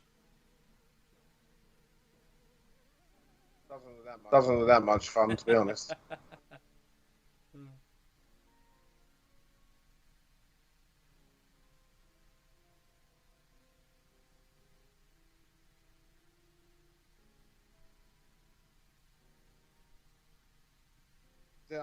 I know you're a big fan of Pat Troughton, but imagine at the time if you were sort of, I don't know, about 11 or 12 when this come on, and you'd grown up with Troughton as your doctor, to unexpectedly have him come back like this, you'd have been beside yourself. Absolutely, yeah. Again, it's the draw to the episode. It's the whole thing that sucks you in. Is the character play. If you didn't have the character play in this, it would be nothing. It would literally be nothing.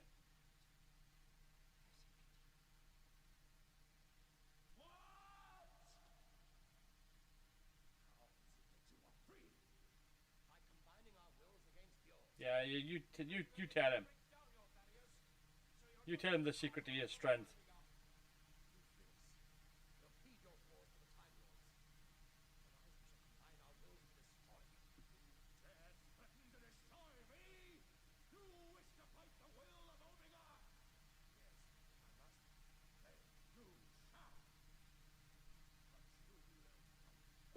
This goes all kung fu now, doesn't it? It's sort of a slow motion roll around, arm drag, Yep. arm drag after arm drag.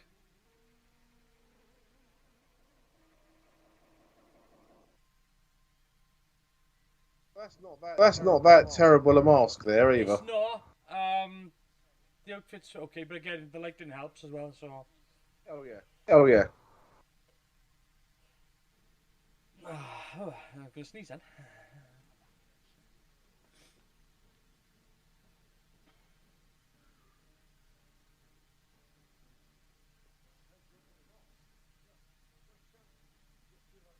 again, the other problem to this as well is the fact that they have come up with monsters as you know, Peter Davison would say. Why did they always come up with monsters you're supposed to run from when you're walking away from them at a brisk pace would knock them out anyway?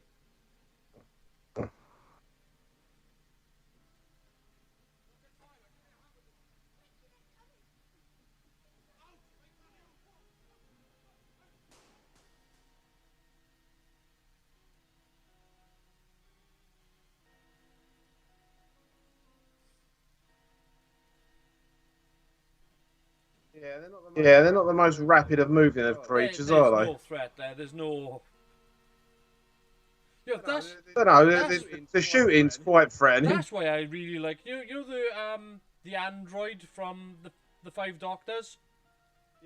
Yeah. That's why I like that as a dangerous thing, because it would move so fast you couldn't actually see it move. It would just like. It was really dangerous. I mean, as much as I like this, I do think the Five Doctors is a better story. And they did have seem to put more money into that one. Again.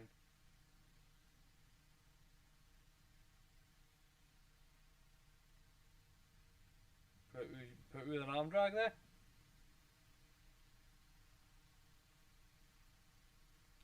I do like sometimes where they do the light in here that it'll actually switch light colours. So you'll have a green light on him, but it'll switch to purple, and then it'll switch back to like reds or yellows, and it's a bit disco, but you know it's supposed to be taking place inside the mind, so it's okay to go a little bit psychedelic.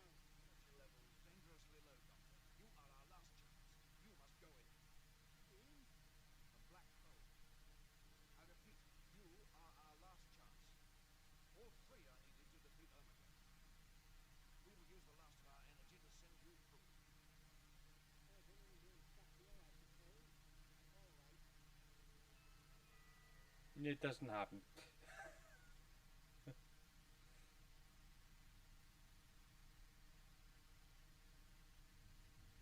When William Hartnell's bits filmed in his front No, room. it was from the Ealing. Oh, right. Yeah, the promotional photos were taken at his house, but no, all his stuff was from the Ealing Studios.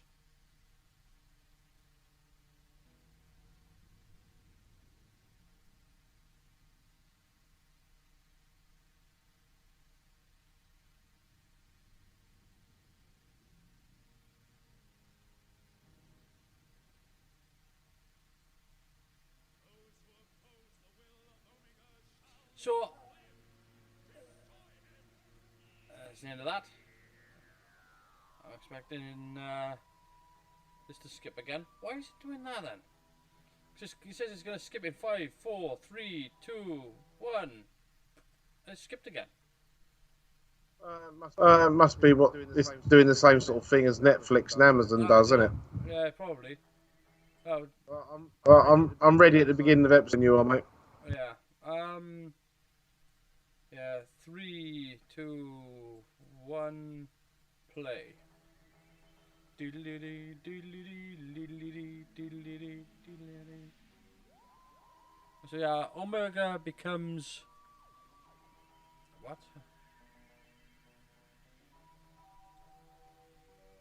What the bloody hell's an Ugnaught? Yeah.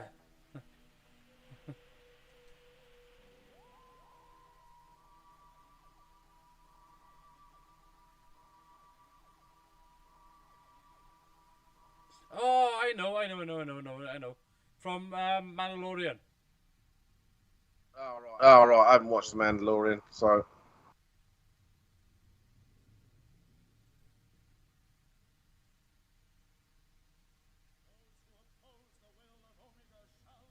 So, they actually changed the musical score then than they had in the previous episode. In the previous episode, they actually cut the musical score and just changed it.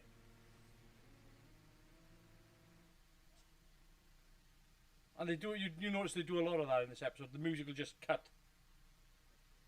Well, like that Yeah, there. it just goes. It just instead of fading out, that's when they just literally just cut it off. And sometimes they just change it for a different score. Higgledy piggledy would be a good way to describe it.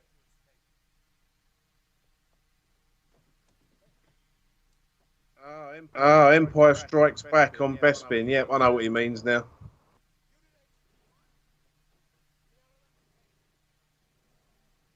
All this exists because your will singularity created all forms. Exactly. I say, you mean all you've got to do is to think of a thing, grab your magic lamp over there, and shallomy-gallomy zoop, there it is. That's jolly clever. It's jolly clever. Are you sure that you and he are of the same intelligence? You couldn't run me up a Pickford corner, could you? It's a little thing about this long withholding. It's what I love with Patrick Troughton's Doctor. It's the way he just riles them up over nothing. It's so good.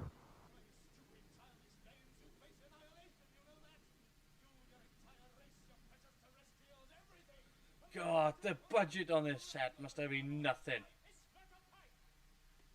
I remember. Do you remember the TV show Teabag? Yeah. That's what this gives me bloody vibes of.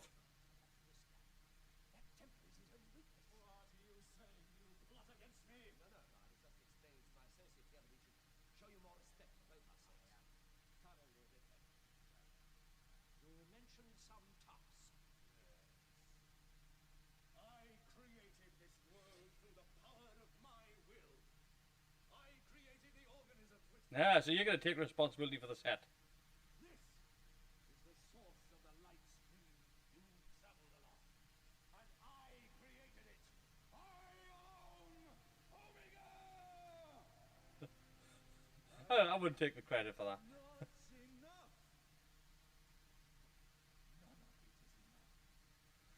Think of how this would have looked if that had been actually impressive.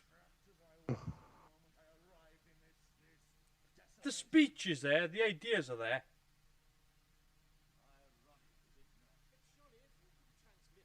I still like the mask. Yeah, no. Look, the character of Omega and the design is the best thing about it. There was no way out, no escape. Why? So long as I control singularity. I remember when I watched Excalibur for the first time. The mask Mordred wears in that, even though it's completely different, the expression that always reminded me of Omega. On the unceasing pressure of my will, the work of thousands of years would collapse into chaos in microseconds. I am like the atlas of my world. Wherever to abandon control, you cannot escape. You cannot escape without abandoning control. Exactly. I am a prisoner of my own power, my own creation. Yeah, I think a little bit more refinement, and again some smoothing out of shapes and sharpening it up. A bit of filigree, and you have a really good looking Omega helmet.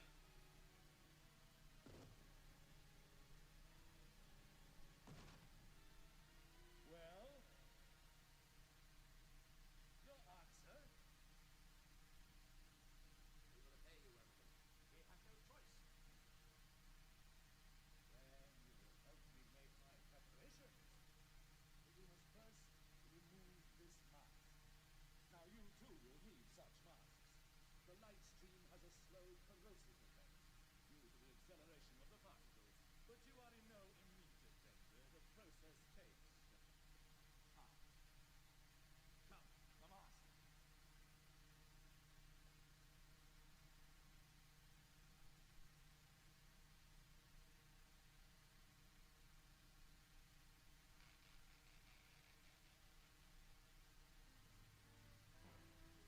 A bit of an odd choice for sound effect there. Why do you not obey me? Take off the mask. Do me.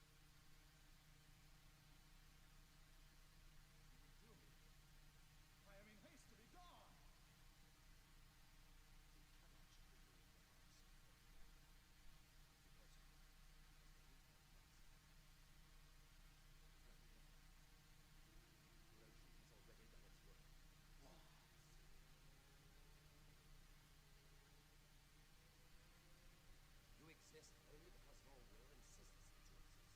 again, a very out there idea.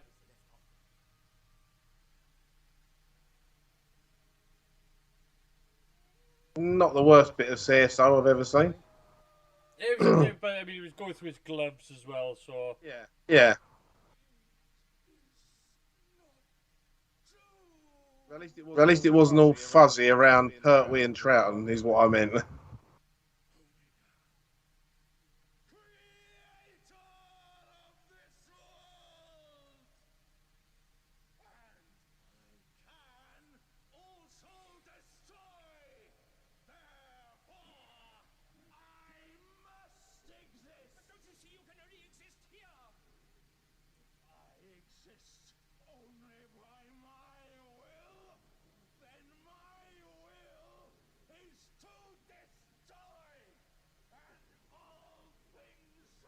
they should have gone for another take on that.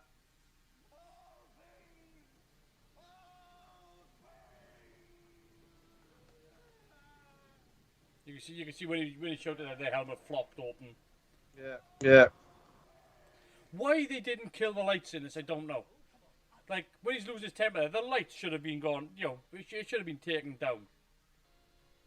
Yeah, also, the other side of that door shouldn't have just looked like wood in the Yeah. close-up I either. mean, this should look like nighttime now. That should be going into darkness. This should be shaking, there should be earthquakes, there should be all this stuff happening. You know, you should be doing like day for night shots as things just, all the light goes down.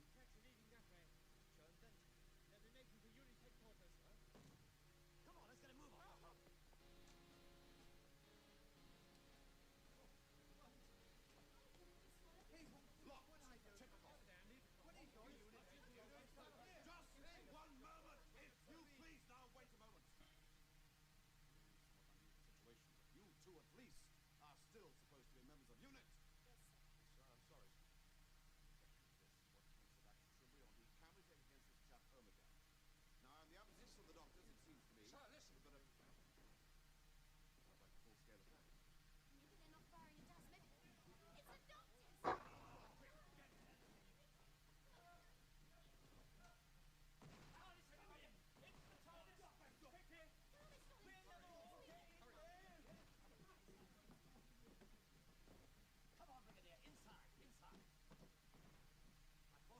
Yeah, they still got him. He's much more of a goof in this, isn't he? Yeah, he is. Yeah, he is. He's doing lots of double takes and stuff, and it's. I'm sure he's having fun, but.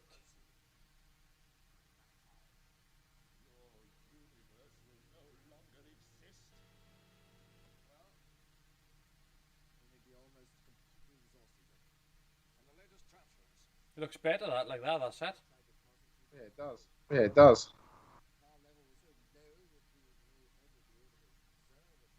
Again, I don't think they've ever nailed Gallifrey.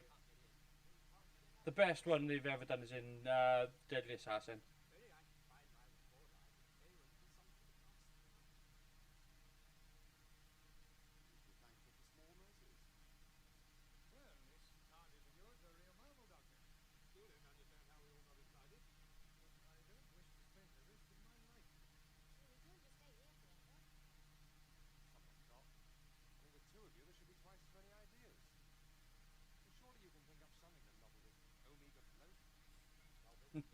Novelist.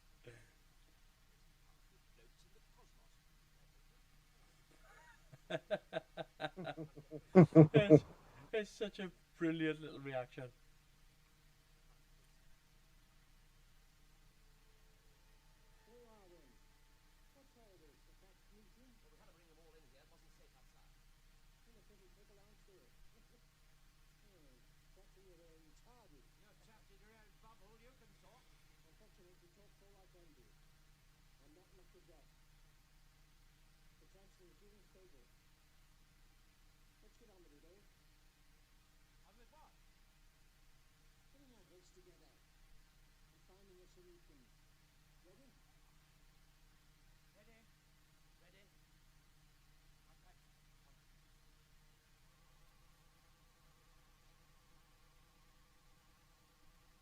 Jesus, that's painful.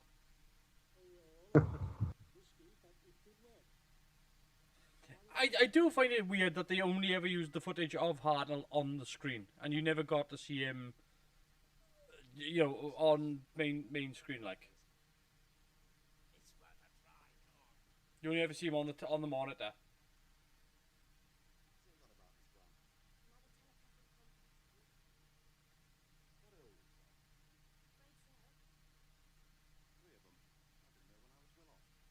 No, sir. 13.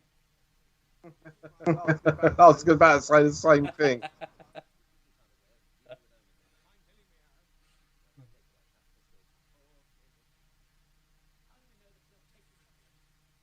if he should refuse?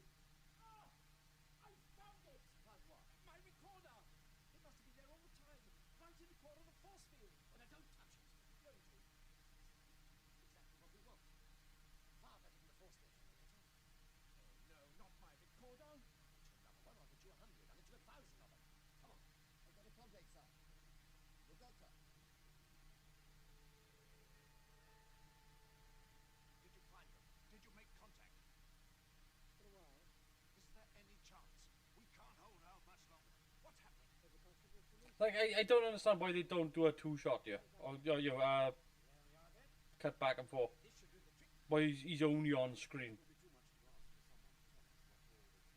Well, I suppose it adds a little bit of continuity. Us seeing him, how they seeing him. Yeah, but like they don't do it with any other characters when they're in a conference. You always cut to the actual shot as opposed to just the on-screen shot.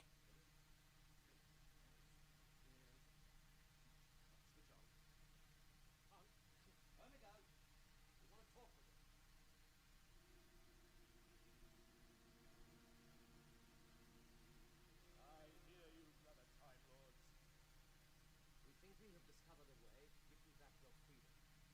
Will you now free the TARDIS so that we can come to? Is this some deceit? You cannot escape my world unless I will it. Not a bit of it, old chap. We just want to avoid a long, tiring walk, that's all. Very well. I mean, it's got a point. You don't want to be walking about the place if you don't have to. From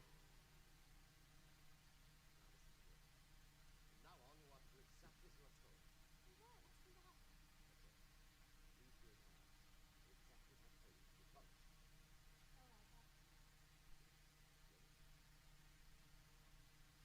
You promise? All right, I'll...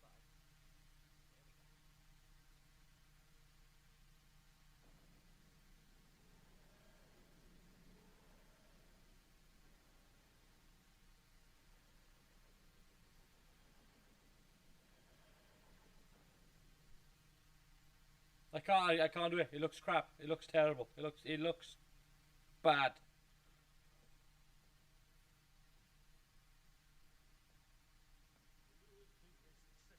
Yeah, I'd have shot him coming out from another angle as well. On one condition. I make the terms, Time Lords. Omega. You will send these people back to where they came from. We will stay and help them. You think we have devised a way of restoring your freedom? What way? I know now that you cannot give me my freedom. But you can keep me company in the endless, empty years that lie ahead. If you will both stay here willingly and share my exile, then I will spare your friends and their universe. We shall give you that promise. We will not attempt to leave this world before you do. You guys! You promise. Go then. I mean, she never listens. She never listens. Be gone. And give thanks that Omega is merciful.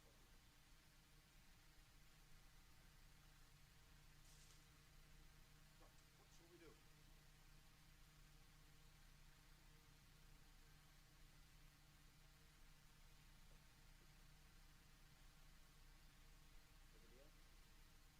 It looks like Bully Special Prizes just landed on the floor. Don't be alarmed.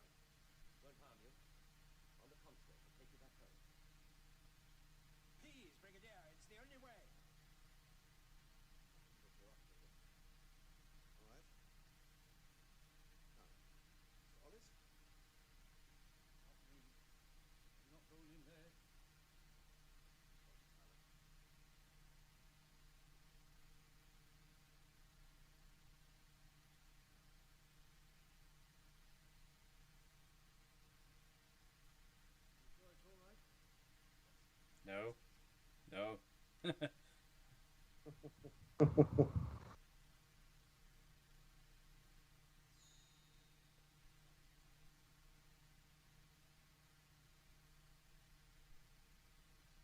See, I mean, there's really not a lot of story here. I don't know what they think they build intention for. You don't know if people are dying or not, do you? But you already know that they're not, because he's already said that he could have, and Omega could have killed them outright just there without even sending them anywhere. So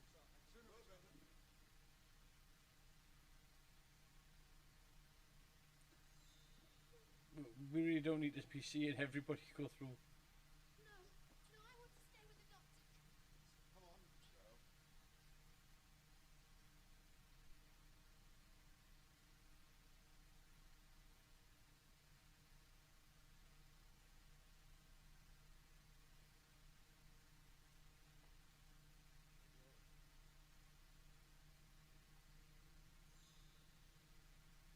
Like, there's like 3 or 4 minutes here that they're gonna just cut.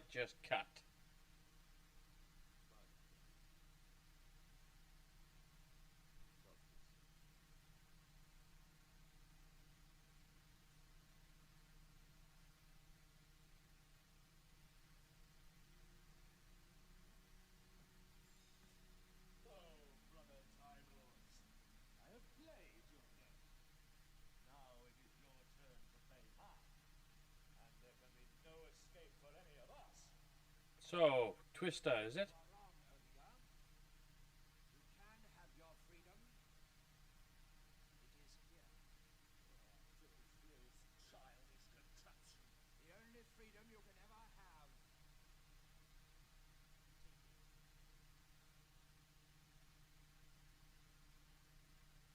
Take it, Omega. Jesus, that's painful. It's Take it! Commands! You command me! This is my world! I command! And you pester me with trinkets! Run!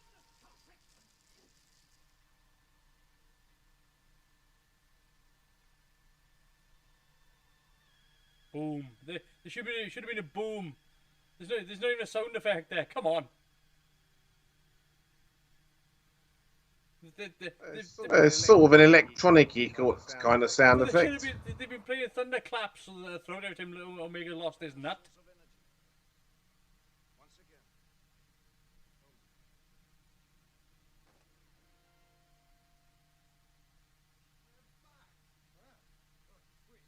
That weren't a bad transition, though.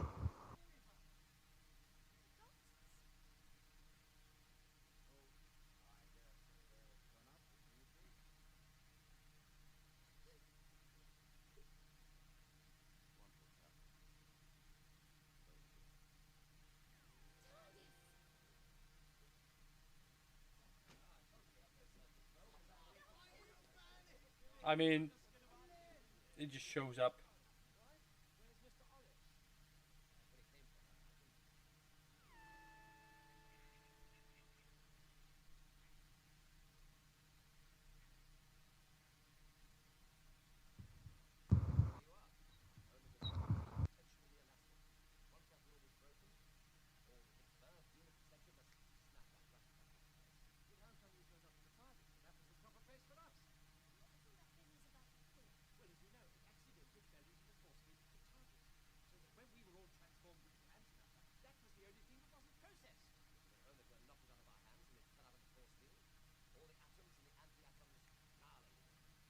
Big Bang and the black hole become the supernova.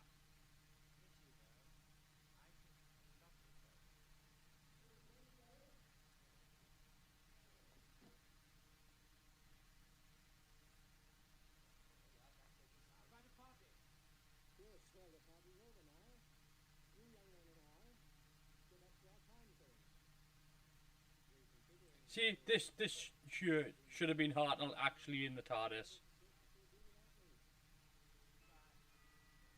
Even if you he'd been in a wheelchair, like I said, you could have shot him from the shoulders up. It wouldn't have been a problem. Yeah. Yeah.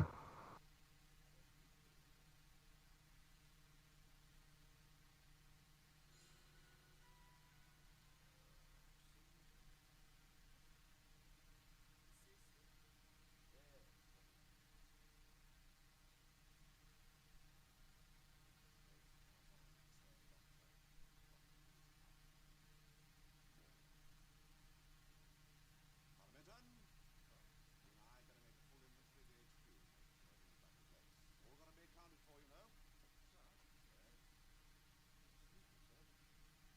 Well, if anything is missing, where do we say it's gone? He's just thinking, planning on nicking stuff.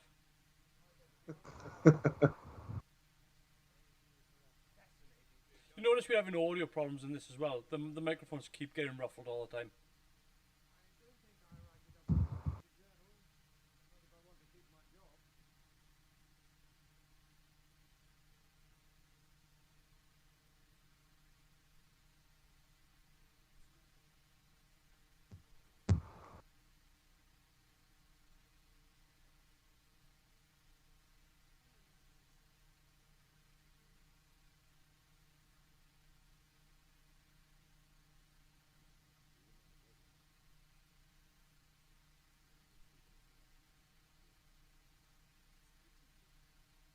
Building my house.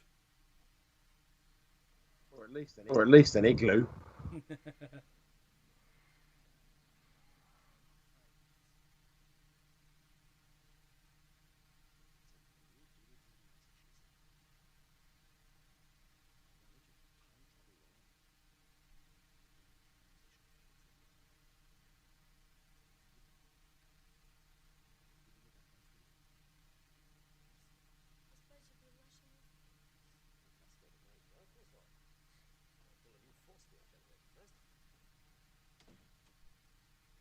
suppose you'd be rushing off. And where do you think you've been, Arthur Hollis? I've been quite sick about you, I have. Everybody's been searching. Where have you been? Soldiers looking for you? You didn't come home for your dinner? Well?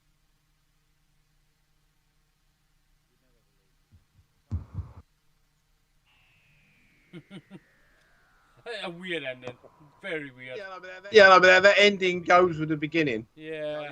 You know, the opening of the first episode. So, yeah, that's the end of that. That's the end of the Three Doctors. Do you want to go first? Well, I thought it was great. So I like I said during the course of it, I can totally overlook some of the shortcomings because that was pure character driven. I mean, all right, I know Nick Courtney was hamming up the Brigadier somewhat, It was but goofy. he was goofing it. But everyone else was spot on. You know, even down to the Pete Townsend lookalike soldier and his what the bloody hell face was brilliant.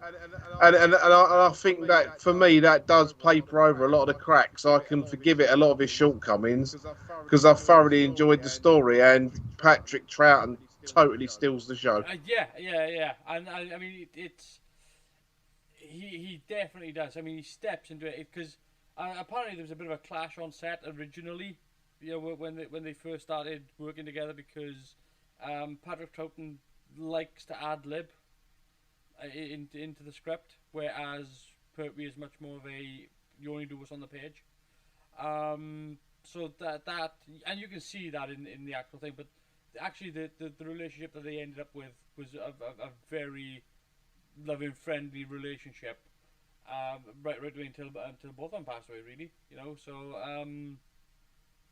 but I mean, my problem with this is that it probably works better as a radio play than it does as an actual episode, because they just for the 10th anniversary, this is what annoys me with this episode more than anything else, is the fact that it's the 10th anniversary episode and we've just seen a better production in the Time Monster than this, and the production values in this are just rock bottom. I mean, it's just, and there's no story, there's not really a heavy story there. They could have got through this in 2 to 3 episodes. They didn't have to make it a 4. This was strung out and there was no real. By the time you got to actually dealing with Omega, it wasn't a big deal, and it should have been. There's parts of the way that they lay out this story which I don't like. And it's, I mean, just to give you some idea of what I'm talking about. I'll use Star Wars as an example. In Star Wars, when they first clap eyes on, or when the audience first claps eyes on the Death Star, you're told that it's this big, huge super weapon. And to illustrate the point, they blow up Alderaan. So you can actually see what the actual power is. You can actually see it. You don't have to think about it. You don't have to imagine it. You know what this planet killer can do. So when it gets to the end of the film, where they're going to destroy Yavin 4, you understand the threat level. In this, you don't get a sense of it, because you don't know. It's never put on screen for you. You have no idea what the actual power is. You know that Omega's powerful because you're told he's powerful. You get hints of his power, whereby things are getting pulled into the black hole, but really you don't get a sense of how dangerous he could be because you never see it. It's one of the, you imagine what Star Wars would have been like if you never saw the Death Star blow up Alderaan. And it's the importance of that is the fact that you have one character who is from Alderaan in Princess Leia, so she's got an invested interest in the planet, and so when it blows up, she's like infuriated and horrified by it. Which is why it doesn't work in The Force Awakens when they do the same sort of thing in Force Awakens, because they don't have that character connection in Force Awakens. So when they blow up 5 planets in Force Awakens, it's like, it's just complete disregard. But the point is that when they do Omega in this, because you don't understand how powerful it is, because nobody dies from it, So what? There's no death in this, and it's it's a bit weird because somebody should have bought it. Somebody should have been killed by the hands of Omega. He should have just cast lightning from his fingers or something, disintegrated somebody. I wouldn't have been too bothered if he just strangled somebody. It would have been a bit more brutal, but I think that if you want to demonstrate this person is dangerous, this person has dominion over characters, you kind of need to show it. And this guy could be a real badass, like an absolute badass, but he's a bit of a bitch. He really, but all we ever see of him is him really sort of losing his temper and getting angry. This guy could be.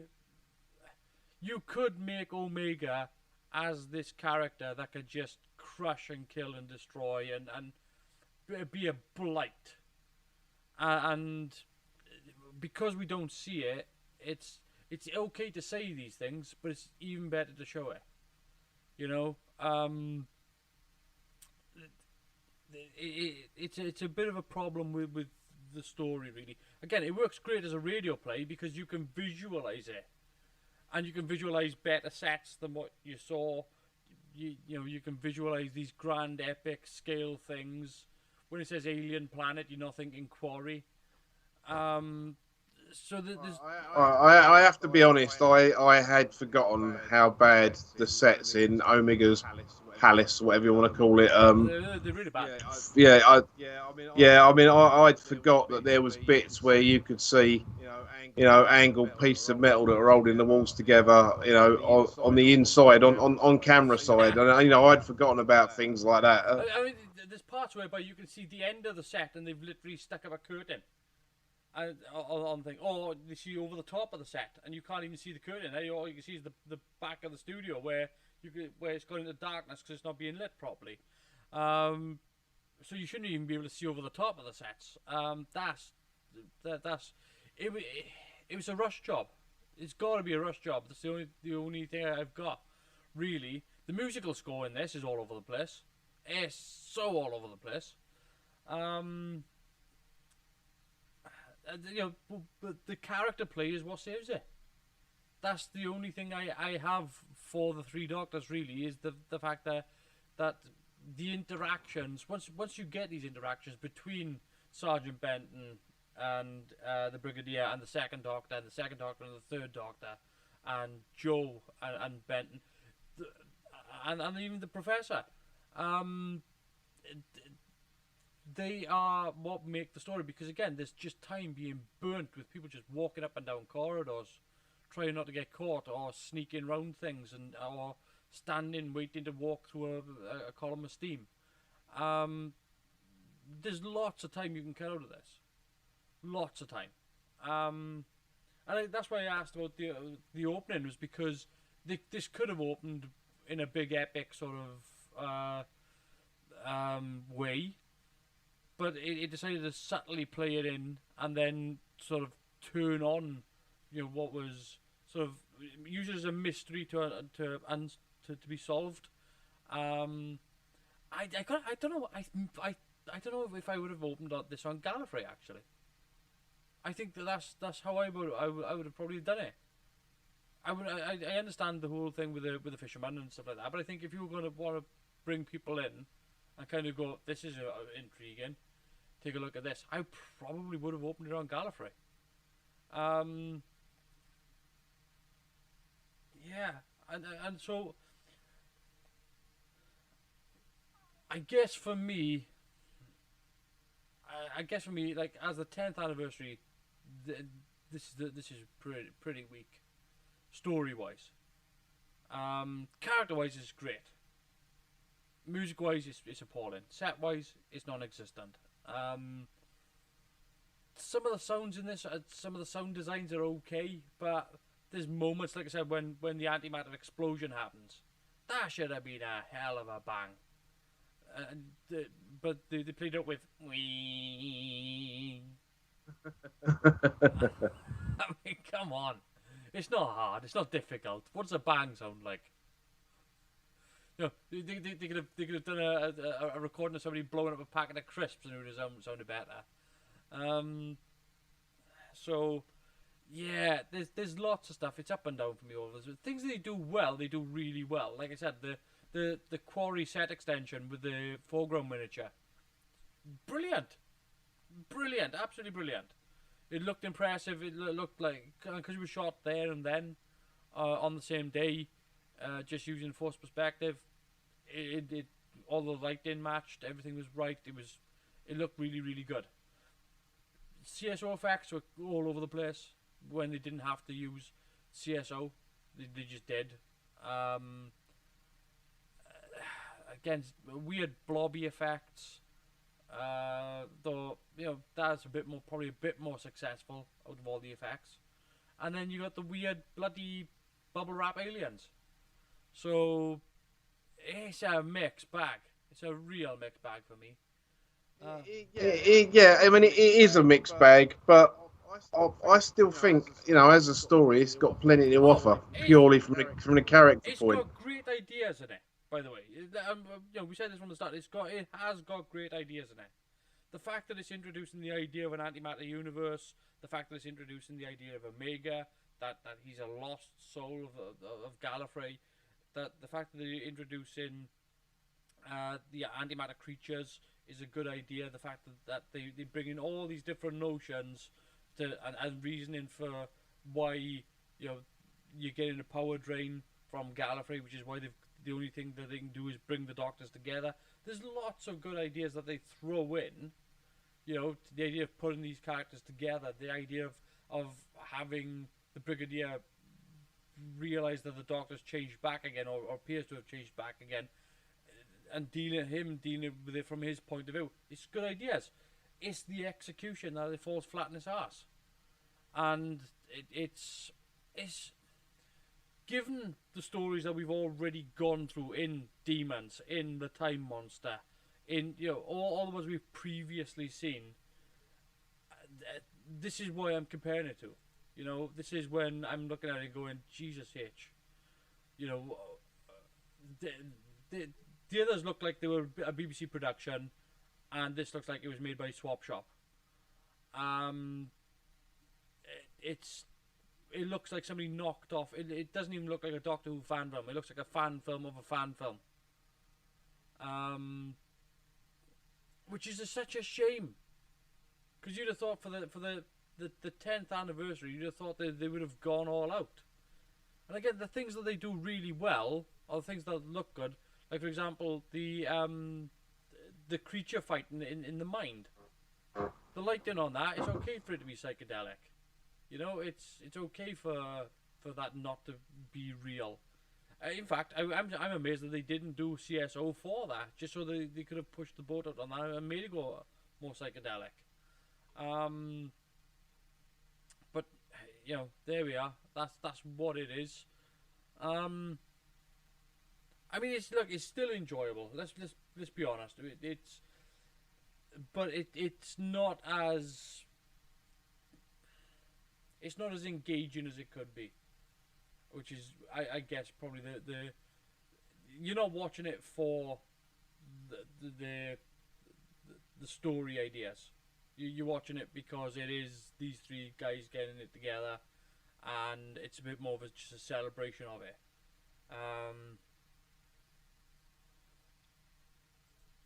I mean, I'm just going back a sec because I want to just take a look at this. Yeah, I'm taking a look at some of the characters in this and some of the actors. I mean, we've got some interesting actors in here. Obviously, the guy playing Professor Taylor was in a previous episode of Doctor Who. Let's look, yeah, where's he to? Yeah, Rex Robinson as Professor Taylor. And again, yeah, Professor Taylor, he was the subway engineer in Superman 4. So, that seems to be... And yeah, he was in the Monster of Peladon. And... So, yeah, Monster of Peladon. And he's also in Hand of Fear as well. So, there you are. So, look, yeah, anything else? That's pretty much it, really. I mean, there are lots of stuff that he did, and lots of other things that he did previously. But yeah, solid enough actor. And I thought he was quite convincing as a scientist as well.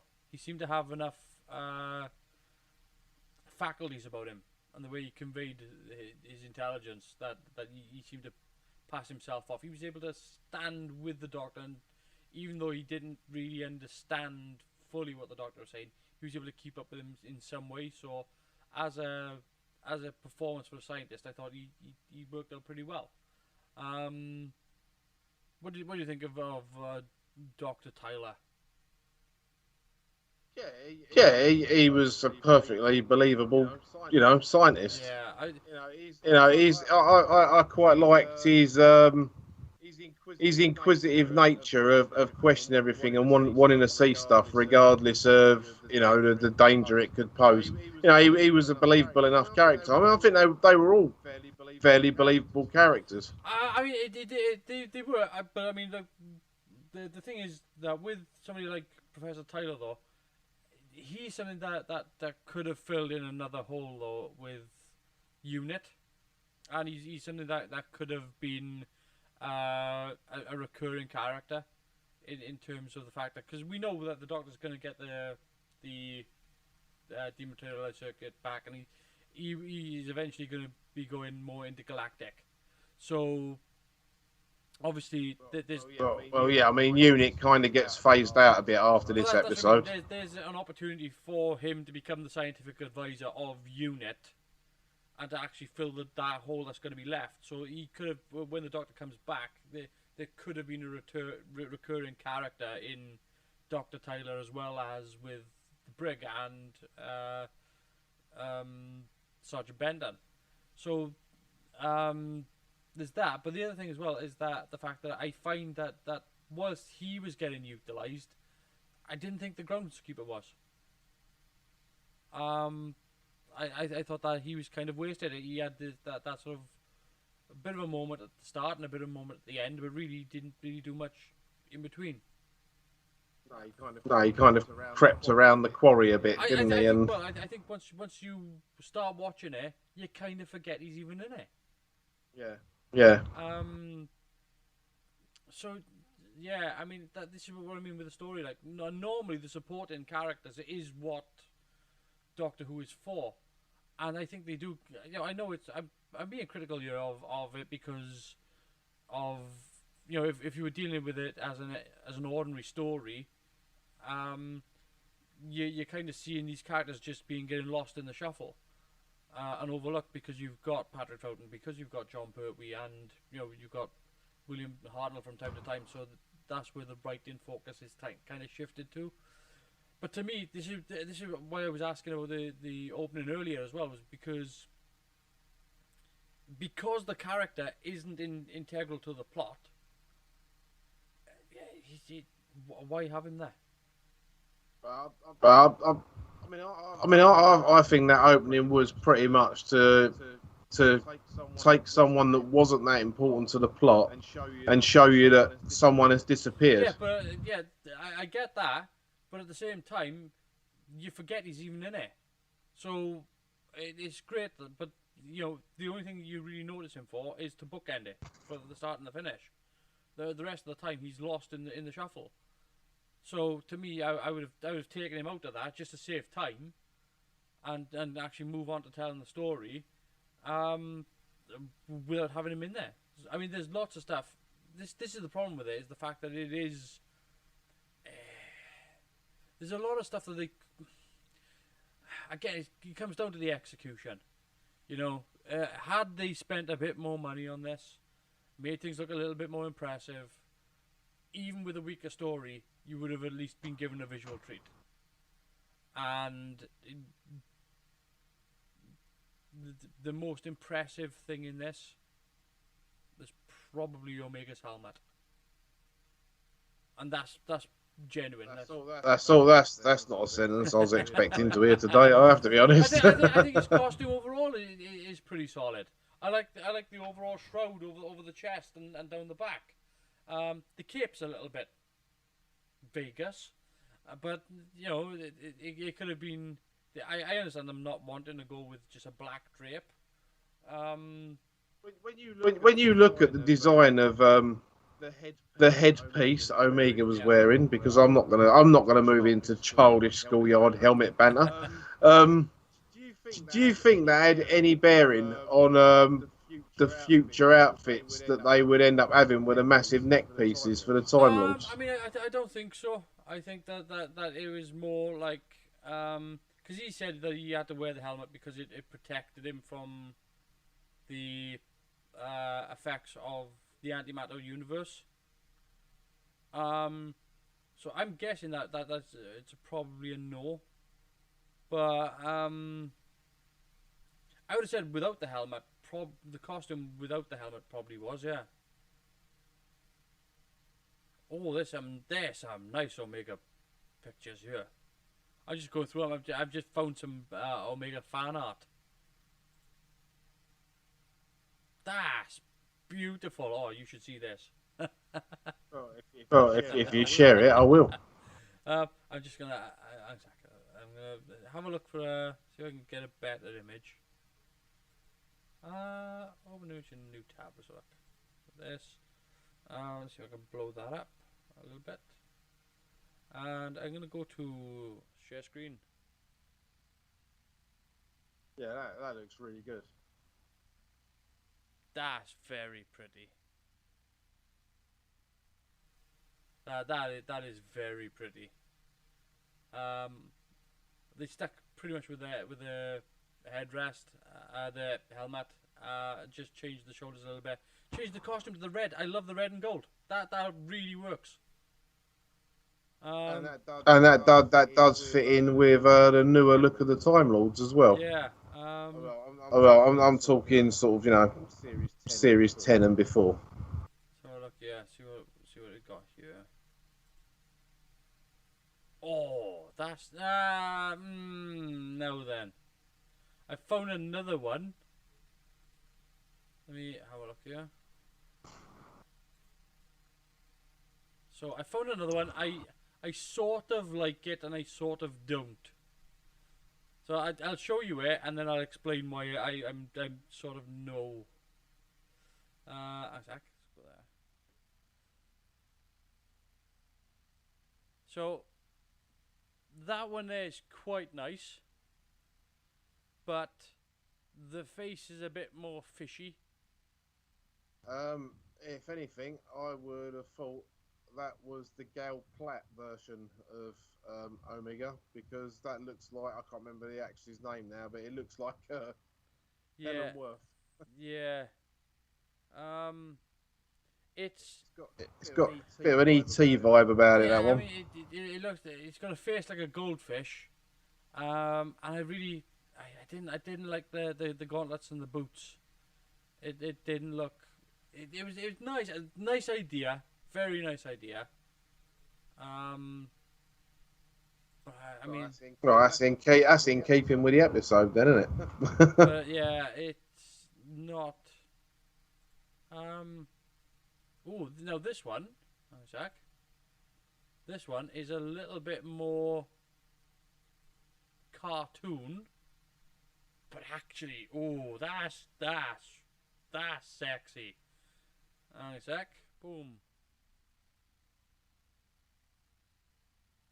That there, it did, yes, sold. Yeah, because that's got more of a stern expression as well. Yeah, that is. That is just very nice. I like the blue. Again, the red was nice, but I do like the blue. Yeah, Omega with the key to time. Yes, yeah, that's a good point actually. The key to time was yeah, he's constructed it. Now there's a problem. Holy hell! But that's a cool idea as well. That's brilliant. That's a very good idea. There you go. You was looking for a story to bring him back. That could be the one. God, yeah. Imagine that. Omega with the key to time. Oh, yeah. Give me more, please. Let's see if we got any others here. I don't know. I think that's probably the best selection. And of course, since we have been talking about it earlier as well, let's take a look at this butter cover design, which is from Arkham Infinity. Yeah, I'm not sure what they were going for there. It's a buttock on somebody's head. They should have used the same kind of thing. It's a hideous design. It's absolutely hideous. It is. It wouldn't be so bad if we hadn't already have had the Omega we was just watching. Yeah. I mean, it's still bad, but it wouldn't be as bad because you wouldn't have anything to compare it to. What's bad with this particular design as well, though, is the fact that you can't quite work out what stuff is supposed to be. Yeah. It's just a higgledy-piggledy mess. Now, what's this? Is this... Oh, this is the action figure. The action figure is quite nice.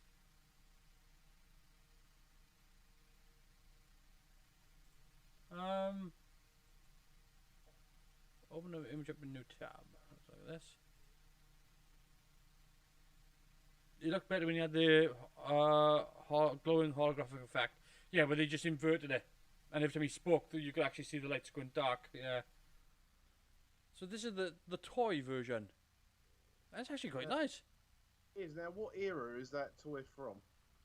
This is the. I mean, I'm guessing 2016. I think. I'll just take a look.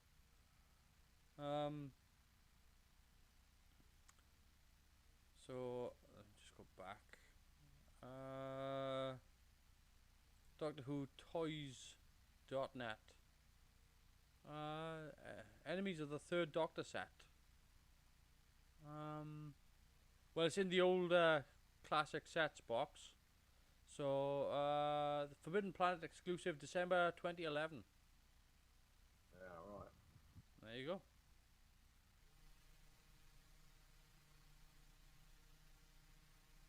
So, yeah. But needless to say, mate, I still, thoroughly enjoyed that. I enjoyed it last time I watched it. I think that's probably the Pertwee era story I've seen most.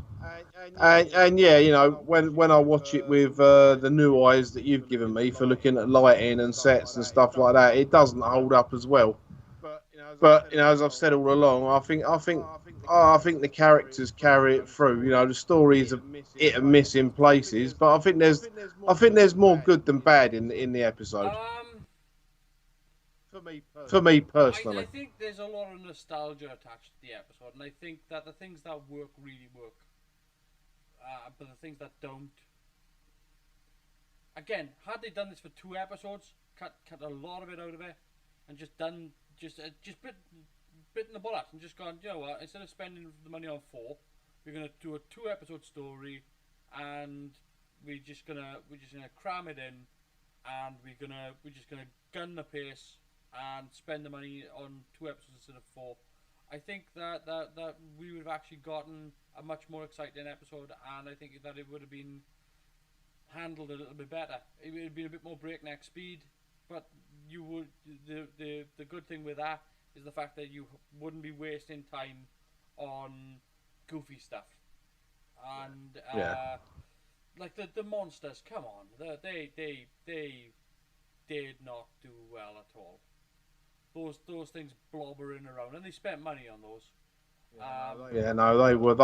They are pretty poor. Although saying that, I did like the small lighting thing in like the claw when they were shooting their But I mean, bolts of electricity off. For me, it would have been more sense, or in some way, to have actually brought back a previous villain, and to have had Omega use them as like, because you could have done like as strange as this might sound, you could have done like zombie Cybermen, or you could have done a mutation of the Daleks and been given an actual reason for the change in that you've got Omega in control of them,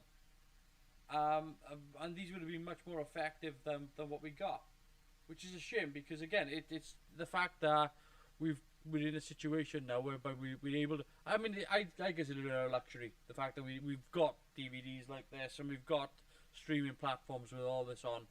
I think it's great that we can go back and actually criticize this sort of stuff. It's I don't want to be overly critical of it, but it's the 10th anniversary, and that's what shoots me down. It's the fact that we can say, let's not be too heavy-handed with the criticism of this, but man, 10 years they've been making Doctor Who. They just come off the back of Time Monster, just come off the back of Demons, just come off the back of all these really strong episodes, and then to be handed that, whereby it's really not. And again, when it comes to Omega, I think Arc of Infinity handles it a bit better. I think that it's a better story in terms of how they deal with the character. It's not really executed any better in terms of the character design, and it is still, at the end of the fourth episode, they do kind of short sheet the bed on the ending, but it's still, to me, it's still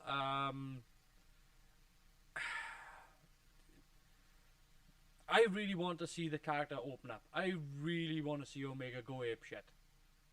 I want to see this guy rain down thunder, and actually, you know, not necessarily do it as a revenge story, just do it as, you know, this is a force of nature, and this is just something that you cannot stop. And we haven't got that. And again, it would be like it's like the Death Star. Treat Omega as the Death Star. Just as a sort of wonder, was this actually made as a 10-year anniversary? And the reason I asked that is because it was shown quite a bit before the actual anniversary. It was supposed to be I think it was just the shooting order. I think, but it was. Well, it was broadcast December 72 to January 73. So that's like nearly 11 months. That's almost a year before the anniversary. Yeah, I mean, as far as I know, yeah, it was filmed as the 10th anniversary special. I will check. It's a good query, but as I understand it, it was first broadcast, yeah, December 72. I mean, it was the 10th season.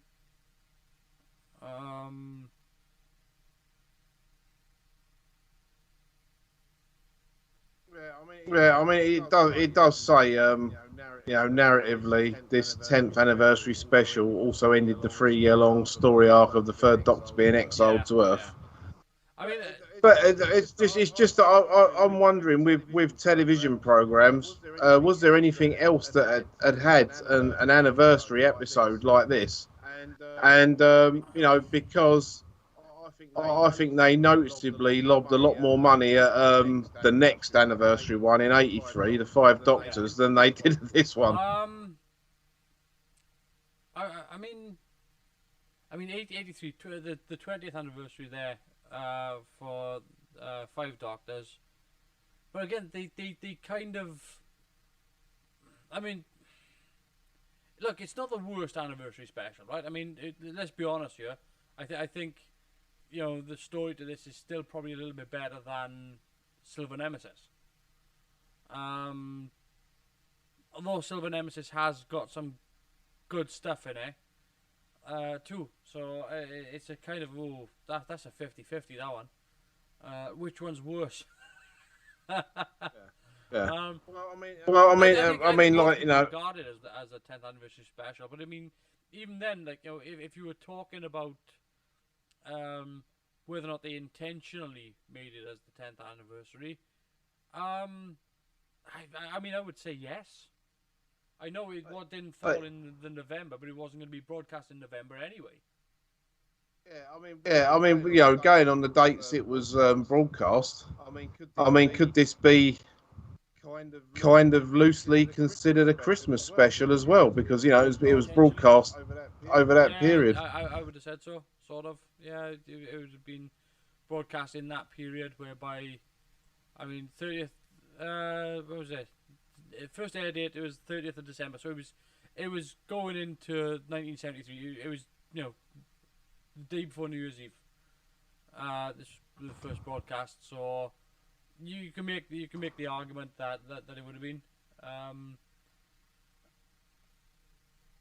What was there? I'm just I'm curious here. I'm just having a quick look. Episode 1.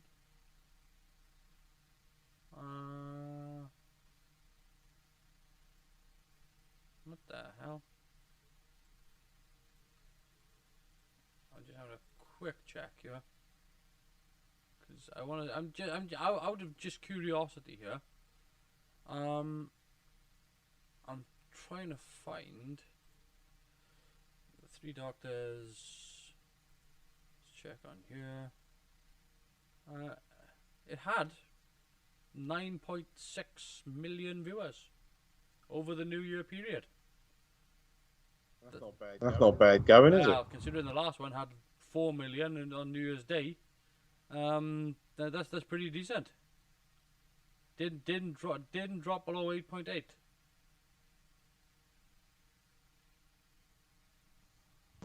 Well, when I come to giving this a score, I'm probably going to have my nostalgia glasses on for that. When it comes to giving it a score, yeah. Do you know, I think I'm going to be a bit more blunt because I know that they could have achieved better. We've seen them achieve better just in previous episodes. Well, yeah, this is true, but I mean, you're. Frontier in Space well, is that's still fine. better than this. I think the worst thing you've said so far in your analysis is that we could have done away with Mr. Rollis. I mean, poor old Laurie Webb. The man's 97 years old, and you want to do him out of his only appearance in Doctor Who. Yeah. No, I know. I would have. Look, there's lots of things that they could have done. I think that maybe they had to restructure the story. Maybe they had to restructure the writing based upon the fact that certain people weren't going to be available. That's an entire possibility. So Lucosa says they didn't exactly go overboard with the 25th anniversary story there. There you go. The point I was about to make. Oh, there we are. Yeah, I mean, but again, with the 25th anniversary stuff, they did more Gallifrey stuff. With the 5 Silver Nemesis. You know, no, yeah, 20th, 25th, yeah. Yeah, Silver Nemesis. Like Silver Nemesis was one whereby, because I think so. Isn't Silver Nemesis like 3 episodes? It's not 4, is it? I mean, I can find out quite easily. Silver Nemesis, 3 episodes of half an hour. Yeah, I thought so. Well, 2 half hours, 125 minutes, but yeah. Yeah, he said, I can't help but watch the 3 Doctors through nostalgia glasses. Watching it takes me back to a young kid watching it, utterly enthralled, giving it an 8. Yeah, Silver Nemesis is 3 episodes. Yeah, and the weird thing with Silver Nemesis is that it decides to throw in a sort of a Third Reich story into it. And, like, you think to yourself, what the hell? You've got a witch, you've got the Doctor, you've got Cybermen, you've got this weapon of mass destruction, and then you want to throw in the Nazis, and it's like this is already loaded. You don't need to put in any more, which is a huge problem for Silver Nemesis. Because there's some nice stuff in Silver Nemesis. There really is some nice stuff in Silver Nemesis. But the Cybermen are jobbers. And again, they've been jobbers for a long time. They are your friendly neighborhood monster of the week. It's a shame that we don't get really good Cybermen stories anymore. And we haven't had a good Cyberman story for a very long time. Something where I find them to be compelling characters that are not just invaders, but have justification for it. You know, I was really hoping when in series 10 we went back and had the more original Cybermen. I was hoping they were going to stick with that for a while and do away with the RoboCop Iron Man versions. the thing is, Because I find the original Cybermen a lot more creepy and a lot more. They look like they've been interfered with by machinery and it's just been slapped into the them. thing is, right, with the Cybermen and as a point of order with Doctor Who here, they've lost what it was that the Cybermen were trying to convey, which is this idea that technology used badly, it is, you know, technology is indifferent. It doesn't matter what it is. There's no moral foundation for technology. It's how you apply it is what the danger is, and that has been lost on the Cybermen now, because the Cybermen are just again the monster of the week. And where I think where the Series 10 ones were actually really, really good is the fact that it was drawing back more to the idea of the horror of it. You know, that whole bit whereby the one is screaming for help, and the nurse walks in and just turns the volume down. Jesus, holy hell! Like that's terrible. That is terrible. The idea that these things are actually screaming inside and can't do anything about it. That whole notion, the idea, just that one idea, it is terrifying. And the fact that these things are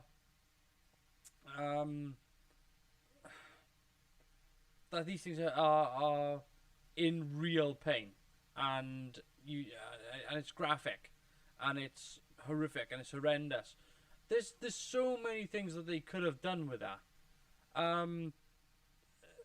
You know, I've written a few Doctor Who fan stories, you know, short fan stories, and you know, my take on the Cybermen was one of actually a little bit of a different take, which was that my take for a Cyberman was that I wrote a short story about this character called Vas Hager, who is this alien scientist, and he decided that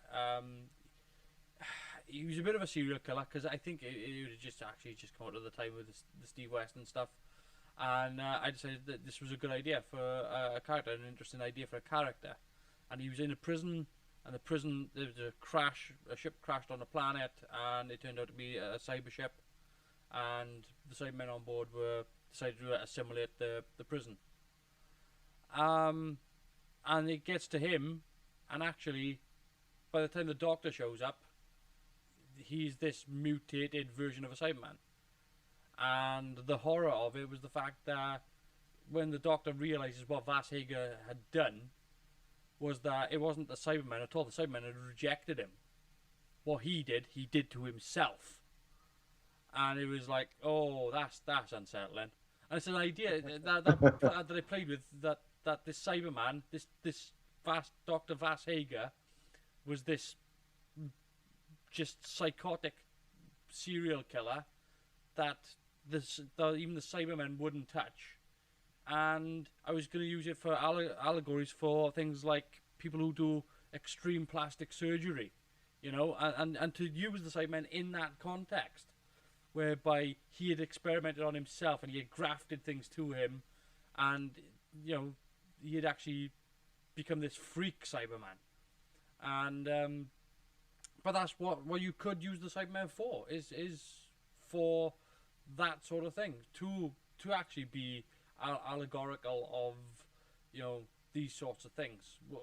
Why not, instead of just having them just stompy clompy shooty pooty? And yeah, I mean, that's what I would do with them. That's what I would do with the Cybermen as well, is to not just use them for that, but to have them use it for a point of, you know, technology used badly is bad. You know, there's nothing wrong with a nuclear warhead, provided that you don't blow up a country with it. There's nothing wrong with it. There's nothing wrong with nuclear power, provided that you don't have a meltdown. There's all these sorts of things. You know, technology is indifferent, and science is indifferent. So having the arguments for and against then is what makes these things work. Is how you rationalize it out. It's how you bring up the ethical debate. And that's what really works with the characters in Doctor Who. When we're talking about Omega here, going back to the Three Doctors, the ethical debate here is whether or not, you know, somebody who was felt abandoned by the Time Lords, how do you deal with that? How do you resolve that? What's the implications of allowing this person back into society? What do you do with this character? Can this character be reintegrated? Well, you're left with not many options, because there's not a lot left of the guy. You know, yeah. So how do you approach this? You know, I mean, their only approach to it was, well, we got to blow him up. but that's because there's not a lot left, and if we do allow this, he's gonna kill a lot of people. You know, he's already destroying or attacking Gallifrey, so there aren't many options left to the Doctor, particularly with how stripped back he was in this. That literally it was just the recorder they had left. That was the only weapon they had.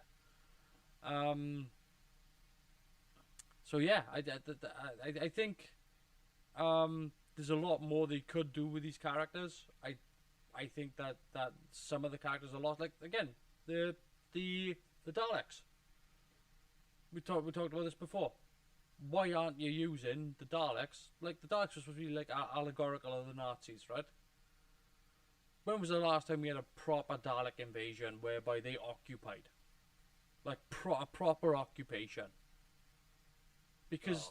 I suppose the closest we got to that was the parting of the ways, really, wasn't it? even then, you know, that was over and done.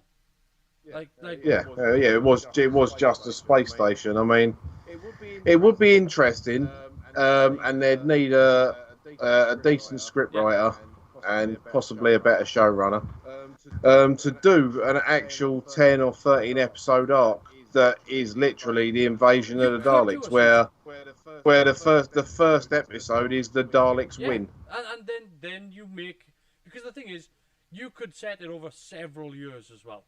You could literally do, you could do, you know, every episode could be a year if you wanted to, and you know, you could see the planet just disintegrating and being overrun and rebuilt with Dalek technology and Dalek towers and all this stuff, and just seeing the world just be enveloped by this occupation. You could do it. Why they don't, I have no idea. We left with the same week in, week out stuff. And, I mean, we were talking about this a little bit last week, whereby the show really hasn't evolved. You know, the show really hasn't evolved from... It's stuck in its ways, and it needs to change. It needs a fresh take. It needs a fresh approach. The characters stay the same. There's nothing wrong with the characters. The character of the Doctor is the Doctor. That's fine. But how you approach the series, it is very much how the show survives. Because you can't do cheap and nasty villain and expect people to swallow it just because it's Doctor Who. I know there are some people out there that will buy anything from Doctor Who. You know, I know you put Doctor Who's name on it and they'll buy it. Absolutely, of course they are. You know, the diehards are the diehards. I'll tell you something. I'll tell you something that they need to lose in Doctor Who, and that's the fans that are literally the My Doctor fans. Now, do you remember? It was either last week or the time before. I told you I'd watched a 5.5 hour video by a young lad called JXE. He's on YouTube. It's worth a watch. Now, he did a 5.5 hour analysis a project. It took him, it took him nearly a year to make it, because he ended up watching the second Chibnall series as well. And I watched a video today where he was saying the amount of hate he got for that video, and there's people from that work online for the social media part of national newspapers that were saying that he was wrong and he was bitter and he was twisted and it was a 5 hour rant. And these people have made them comments before the video premiered, so they were talking about it 2 days before it, so they couldn't have seen it. And that's the sort of people the show could do without, because how can you be critical of something when you haven't seen it? I haven't said anything about the most recent episode of Doctor Who, other than I haven't watched it because I've not seen it. I've got nothing to say about it. I mean, you're gonna find these people, but it's okay to criticize the show. This is the thing. It's okay to criticize the show. It's okay to we criticized this episode of Doctor Who that we just sat through, you know, and the sets are awful. The sets are god awful. The visual effects are bloody terrible, but we still had a good time. But that's because we knew what they were aiming for. They missed by a mile. They missed like a stormtrooper, but we knew that what they were aiming at. You know, it's still we still enjoyed it. Lacosa said earlier that he kind of watching it through the nostalgia glasses, and he's still giving it an 8 because and that's perfectly fine. That's not a problem. But even then, you could look at it and go, well, that musical score's a bit dodgy. I'm not sure they should be playing Funhouse music just because Bessie's on screen. There's lots of stuff like that. But I mean, like, any time that you're dealing with modern Who now, there is this feeling of if you don't love it, you must hate it, and that's not the case. We've watched the 12th season, and we come away with it. The ones that we loved, we loved. The ones we didn't love, we didn't love. The ones we hated, the ones that got us angry because. But it's not like this doesn't happen. Like we can watch some Doctor Who, and next week is gonna be Carnival of Monsters. Get ready for some ropey stuff. But we'll at least it's not a dictatorship there. At least when that happens, they're not trying to overwrite what's previously gone. This is what I don't understand. The other week, a couple of weeks ago, actually, I watched the original Highlander movie. Right? There's a reason why people love the original Highlander movie, but don't like Highlander 2.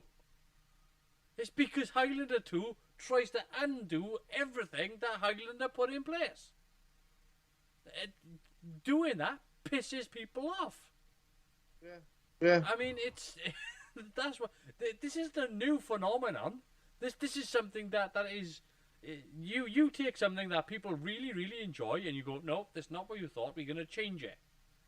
It's okay to change characters going forward. Like I said, when I wrote the story with Vas Hager becoming a Cyberman but doing it to himself, I wasn't changing the Cyberman. I was changing his version of the Cyberman into something mutated, something from the Cyberman. I was taking a cluster of Cybermen and going, guess what? It's going to happen to these boys. And making these things that were just absolute nightmares. Well, yeah, that's it. You didn't take your character and put him on Mondas, did exactly. you? No, the idea was that things went hideously wrong from these things crashing on the planet to him, being. I guess the best way to describe it was the fact that because they had rejected him for assimilation, he got pissed. But his scientific curiosity of the idea of Cybermen grafting stuff to themselves and doing that, was too much for him, and he just started mutilating himself. And there's an argument to be made there for characterization, for self-mutilation, for plastic surgery, for all these things, and all these allegories and things that they can use in Doctor Who. But you don't go back and say, oh well, it happened because of this. The second you do that, I mean, even not Twice Upon a Time, the World Enough in Time. Even that episode didn't try to redo the origin of the Cybermen. We still don't know what caused the origin of the Cybermen on that Mondasian ship. We just know that there were Cybermen on board that evolved. We don't know the specifics of it. We never saw the specifics of it. We led to believe that the Master had a hand in it, but we don't. It's still nebulous enough, and it's still, the Doctor even mentions other planets where Cybermen develop, such as Marinus, such as Telos. That those lines get dropped into it, and then you've also got the alternate universe Cybermen as well. So they're not trying to overwrite what has gone before, and that's what pisses people off. Is when you decide to overwrite stuff, it thoroughly annoys people. It's like what's happening now with Star Trek Discovery, whereby they try to go, oh, by the way, we've totally forgotten that Spock's got a half brother, but we've given him a sister that everybody forgot. And then he was like, oh, it's because of her that everything in the Federation is the way it is. Like, Jesus Christ. Literally. I mean, yeah, and then they wonder then why are people annoyed at this? Because you've just undone 55 years of fandom. That's why. and it's exactly the same thing. So, anytime that you want to write a story going forward, it's always good to write a story going forward. It's difficult to write a story going backwards. It's why Prometheus doesn't work as well as Alien. And I didn't mind Prometheus. The idea behind it was a little bit like, well, okay, but was it a bad idea? Not really. Was it a good idea? Not really. But that's what you're left with, really. The second you try to overwrite it, the second you do, it undoes. Like you could have done, or they could have done like when they've done AVP. Yeah. The idea of doing AVP and having, say, because I quite enjoy AVP. It's a kind of a guilty pleasure movie for me. Well, the very first one they did in the pyramid on Earth sort of thing. The one in the ice. Yeah. That was the one I don't mind either. It's a guilty pleasure movie. Where you're getting this Alien versus Predator. It's like Freddy versus Jason. It's just not a great movie, but you're getting Freddy versus Jason. So sit down and shut up. And with Alien versus Predator, the notion of having this alien come on Earth before and the Predator be on Earth before, it's fine because it exists in that small area whereby they leave enough out so you can't make these links, so you can't make these bridges, so you can't make. People are going to be like, come on, but what do you want out of a popcorn flick? It's giving you enough for you to go, actually, I can believe that the Predators were here before because we don't know how many times the Predators have been here before. It's when you start defining stuff and going, no, this is set in stone now. We're overwriting what's gone before. We've known about this all along. The second you decide that the plot in Alien was determined because the computer deliberately sent them there, that's when people are going to go, I don't think so. Back off. Yeah. That's when you run into these issues in fandom. There's plenty of good ideas you can do with these sorts of things. Should you do it though? That's another question. So, yeah. Well, with regards to this episode, then I know what I'm going to score. I know what I'm going to score it. I'm going to give it 7.5. I'm going to take off 2 for the sets and half a point for the music. Well, okay, so it's not just the sets.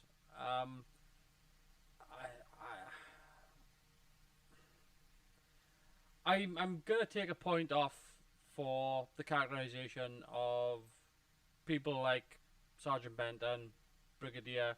Joe Grant was abused in this episode. She was just there to say, why Doctor Who, Doctor He, Doctor Y.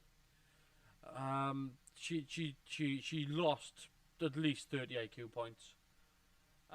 Same with the Brig, he was just there for buffoonery, and the same for Benton. The story, I'm going to take another point off for that because it could have been much more rich, and could have explored the character of Omega a lot better. I'm going to take another point off of the music, so we're already down to 7. Point off of the sets, we're down to 6. But I do like the character play. I do like the interactions. I do like the banter. So I'm going to give it an extra half a point. I'm going to give it 6.5. That's That's still not a bad score, though. That's still 65%. No, but here's the thing. That can piss off a lot of people because I didn't rate it as either crap or brilliant. Most people these days either accept it as this is the best thing ever or the worst thing ever, whereas actually it's not bad. It's not bad at all. It's a fun little thing. It's definitely as Nicosa says, it's a nostalgia trip. It's something to enjoy. You're more into it for the interactions between the characters than you are for anything else. And we've got the origins of what could be an amazing villain. And it's a shame that, again, I think Arc of Infinity handles the character a little bit better, without treading on this ground again. But I would say, now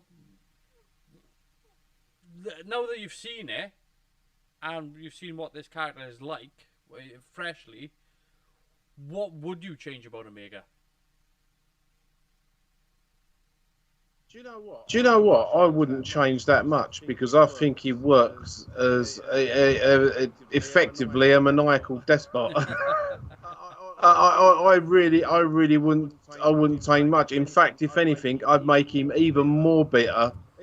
Even more bitter that he effectively got stitched up with a positive matter recorder. The way they handled it at the end was a good plot device. But from the villain's point of view, it's like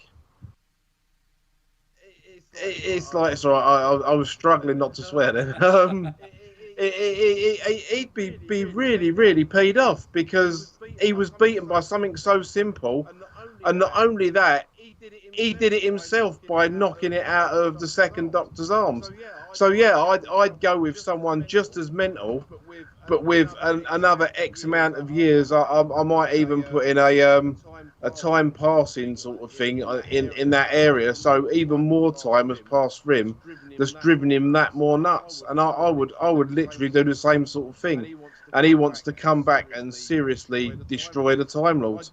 I'd go with effectively the same plot, but I'd do it a lot better, and I would throw money at it, and that would be my 60th anniversary story. I mean, we've already seen the destruction of Gallifrey, unfortunately, several times over.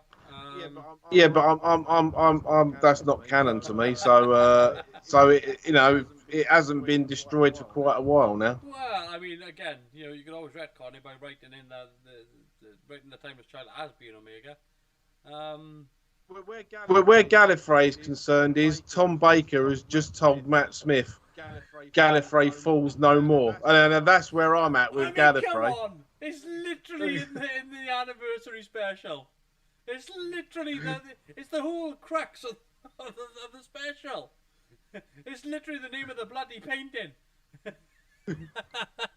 Gallifrey falls no more until next week. Yeah. Oh dear me. I mean, if you were gonna have, the thing is, I would very much treat Omega as a Darth Vader type figure. I think that's how I would want to treat him, because I think that the character is one of being discarded. Nobody's tried to rescue Omega. They knew he existed. Again, in Arc of Infinity, they knew he existed in Arc of Infinity, and at the end of that episode, the Doctor even says something along the lines of, "Oh, we thought he was dead before, but so we never know. We might see him again." I was like, "You know he exists, therefore you're gonna go after him to help him, because and maybe that's the through key. Maybe that's what it is, because he was." In Arc of Infinity, he tries to take over the Matrix and allow himself to be brought into existence by fusing himself with the Time Lord. Because obviously in this, it says that there's not a lot left of him, so he can only exist in our world by fusing with another Time Lord. So maybe he does, but I mean, there's lots of things I would change with Doctor Who, to be honest with you, at this moment in time. There's a lot that I would take it in a much darker direction. I'd probably think about bringing back some of the more obscure villains, and I'd probably, if I would have to try to retcon what the hell's happened now at this moment in time, I'd probably rewrite Tech-Tuan to be the Rani. Because I can actually see the Rani, this heartless scientist that's willing to experiment to the ends of experimentation, and that I think that would actually work for Tech-Tuan as a thing, this scientist that literally doesn't care about the consequences of the actions. That works for the Rani, that works for Tech-Tuan. So that's how I would get around that. Yeah, I mean, you could also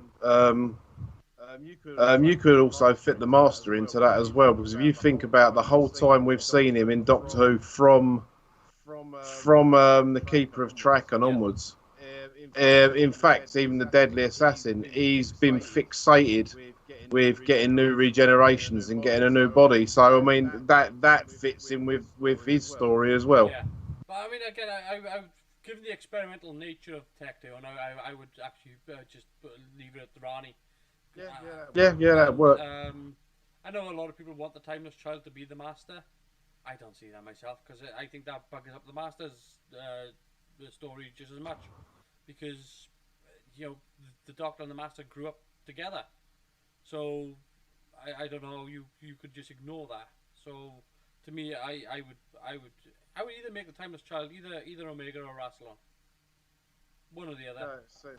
See, I would make the Timeless Child disappear from a living memory, and not have it ever happened. I mean, you could, because right, because part one had them awful Cyberman flying heads, and part two had the bleeding cyber lords or whatever they were.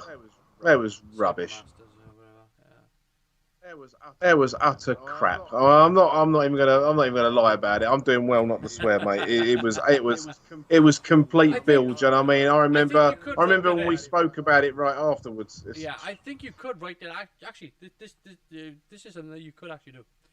You could write it in that it was a myth and a legend that had been recorded in the Matrix, and some people have just taken as legitimate.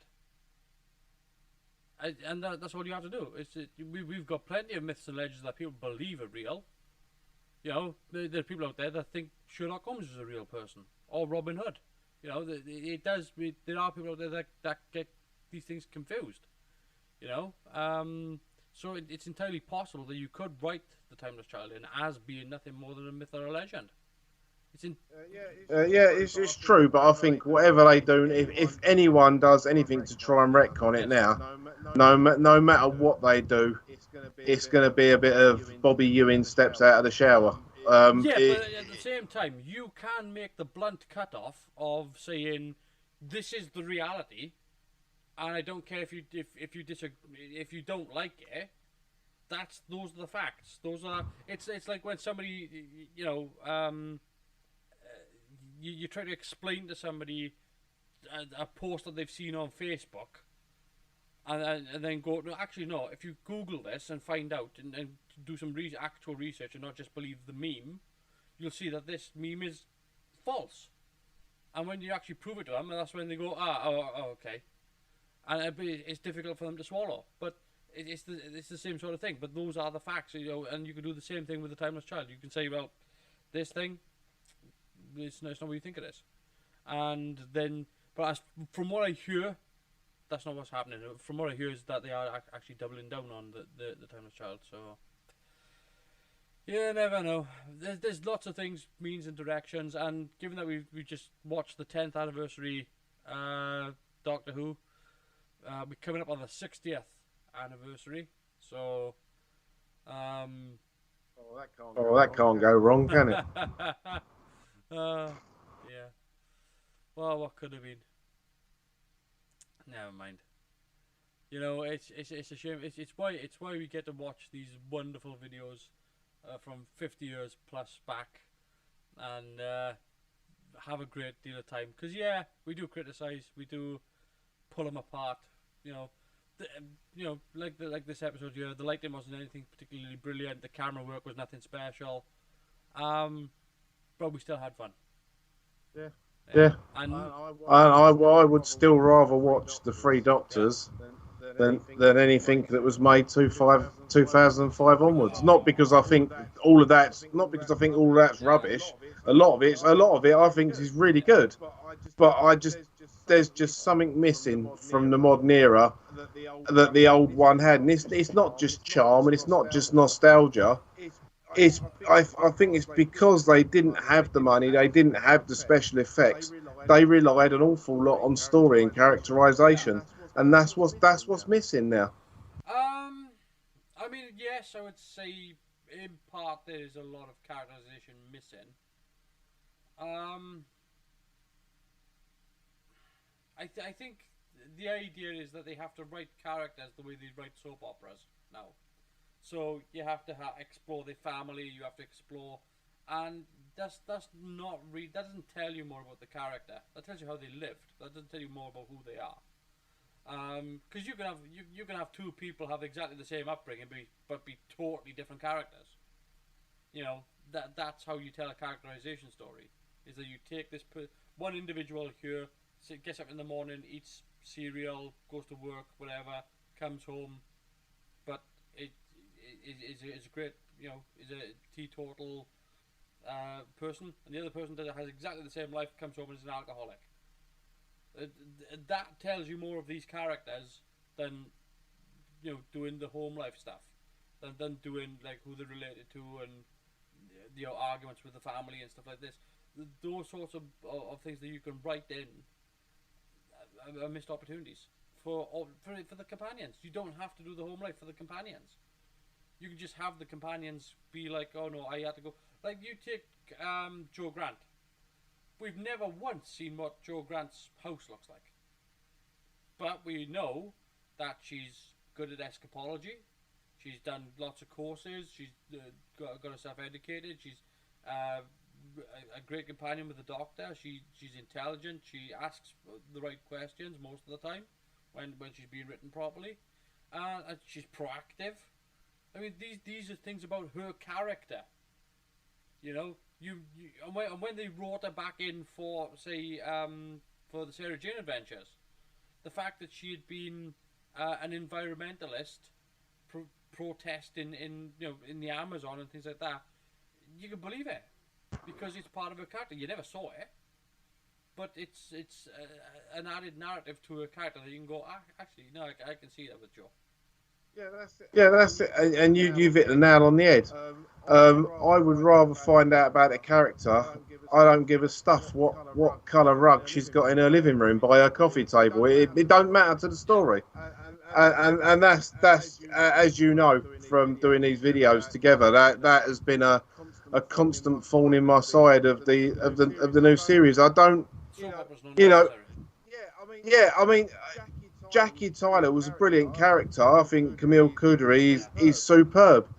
But they could have brought that character in still as Rosie's mum without all the 4 ton of soap opera stuff. But again, the stuff that worked really well for Jackie Tyler was the stuff, and as mad as it is to say, but the stuff that she did with, oh God, oh hell, I'm trying to think of the character's name now. Which episode? Love and Monsters. What Mark Warren's character? It was the Elton or something, weren't he? Yeah, the stuff that happened with Elton was much more engaging than having her bicker and argue with Rose. You know, it was much more engaging. I mean, even though there was a bit more soap opera element to it, you got to find out more of, you know, that whole moment whereby she turns to Elton and says, you know, you become hard because you have to be, because life is hard, so you have to become hard. So you knew a bit more of Jackie Tyler's character in that moment, whereby, you know, actually she's used to being on her own. She's used to being independent. She's used to being, you know, who she is, and she herself is a bit more of a force. You know, she can be cold. She can be stern, but it's just what life has made her, and that's shows more of a character than just having a bitch around whilst watching EastEnders. I mean, that's pretty much. You'll get no argument from me. That's cool. No, but that's how you write characters, and it's you come up. The idea of coming up with these characters is simple, right? Like, for example, right? Just bear with me on this. So, looking at how you write a good character, in other words, how you write a good protagonist, right? You take the character, you give the character a goal. you have that character go through several ways of failing, of falling, of not achieving before either getting the goal or getting something that's the equivalent of that goal. And that's what gives you the pluses of a character. That's how you get character development. So you take something like Rocky, the character of Rocky Balboa, and you think, right then, this is a guy that's being given an opportunity. He's a boxer. He's this downtown nothing kind of boxer. He gets given this opportunity to fight the world champion. It's an opportunity of a lifetime. And you think, right, he's going to go through this, and at the end of the movie, he wins. But he doesn't win. He doesn't win. But it's not the point of the bloody character. The point of the character is that you go on this journey with this character to see him beat and get involved with Adrian and have how his life is changing and how his life is evolving. And then at the end of it, what he gets is international recognition and slamming 7 shades of bells out of the world champion, whereby at the end of it, it's a bit ambiguous as to whether or not he won or lost. And but the actual win or loss, yeah, okay, he loses to Apollo Creed. But he's an amateur fighter versus a world champion. You wouldn't write him out that he wins, but the fact that Apollo gets up and is like, do you know what? I've got a face like Burger Meat Bear, and the fact that the two of them are together and they achieved something, and he earns the respect of everybody who wrote him off as a chump. There's the win. Yeah. So the goal, even though his goal was to become world champion, the equivalent that he was given was international respect. The respect of his peers, the respect of the people that were his opponents, the antagonists of the story, give him the respect. That's good character development. That's how you write these things. We got little scenes whereby he's buying the turtles and stuff like that because he's engaging with Adrian. Yeah, we get all that. But that didn't tell you anything about the character of Rocky other than the fact that he was trying to win over a woman. That's all that told you. The bit whereby he was unwilling to give up, the bit whereby he was getting, he was working until he dropped, that told you a lot about his character. So when he gets to the fight, he's not going to stop until he drops. You get that character development through the film. That's how you write these things. Once you've written what you know about Rocky is what you know about Rocky in Rocky 4, Rocky 5, Rocky 6. You know that this character is not a quitter. This character can't quit. It's not in the character's genetic makeup to quit. And that's, the hurdles that you get, or the hurdles that these characters thrown at, that's how you write these things. You write in it so that, they don't like corned beef, or they don't like bananas, or they can't eat this because they're allergic to that. It's irrelevant. Those sorts of things are absolutely irrelevant. Well, that's it. I mean, the only time you really need to know in a film if someone's allergic to cheese is if the important plot point in the film is they've got to open a cheese factory. Yeah. It's literally it doesn't matter unless it's relevant to the plot. Yeah, but even then, that's a hurdle to overcome. So that becomes integral. But the fact that you get these parts of story writing, you don't write the character and to say, right then, this is what this character's going to or needs to achieve, and it's going to get there via bickering out. Because no soap opera character in the history of all soap operas has ever amounted to anything. They're just a rolling road. That's all they are. Yeah. And you can have. I can't remember who it was. I think it might have been on Radio 1 or something, but they were kind of talking about Phil Mitchell, right? And I don't watch EastEnders at all, right? I remember Phil Mitchell back in the day, But they were talking about him. It was just like he'd been married 5 times. He's had 17 girlfriends. It was like, Jesus Christ. Like, they just don't care anymore. They just keep... They write it and forget it. They write it and forget it, and that's all they do. And, you know, that's not... To me, that's not good writing for a character.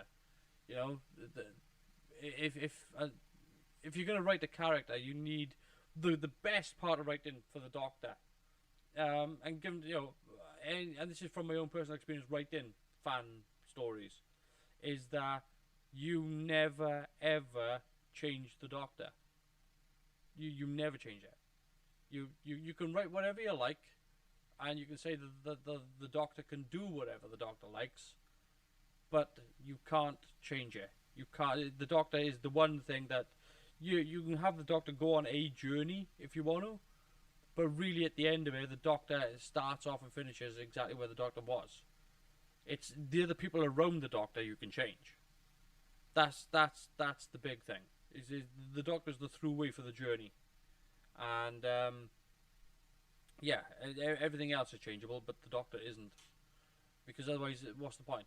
What's the point in having this character? Like, you can have the Doctor do. The Doctor's already the brilliant one. The Doctor's already the apex. Yeah. You don't change the apex.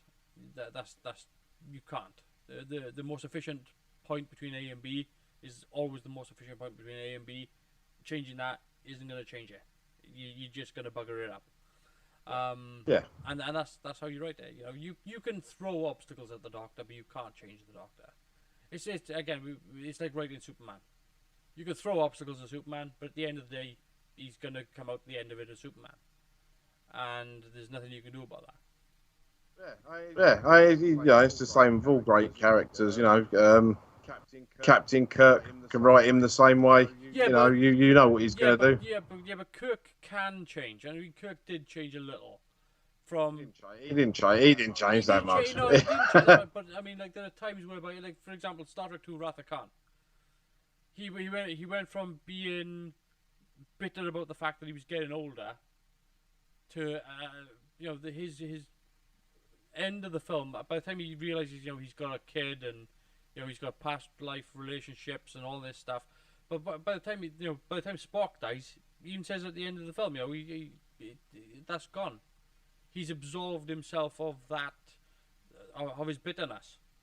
Yeah, I was thinking of just the 60s series, not the films, but. No, I mean, again, in the 60s series, this is why I think Doctor Who needs to change. It's because it is lacking. You know, as I love the original series of Star Trek. I absolutely love it. I think it's a brilliant show. But it's in that format, and it's the format that worked for the Next Generation as well. But if I'm being completely truthful, Deep Space Nine is written better. You know, the Deep Space Nine series 3 to 7 is some of the best Trek writing there is. It's just phenomenal.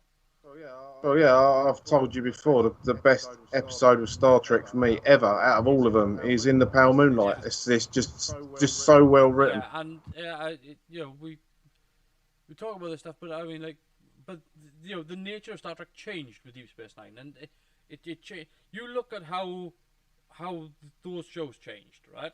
Where the Next Generation was pretty much a carbon copy of the original series, just with different characters.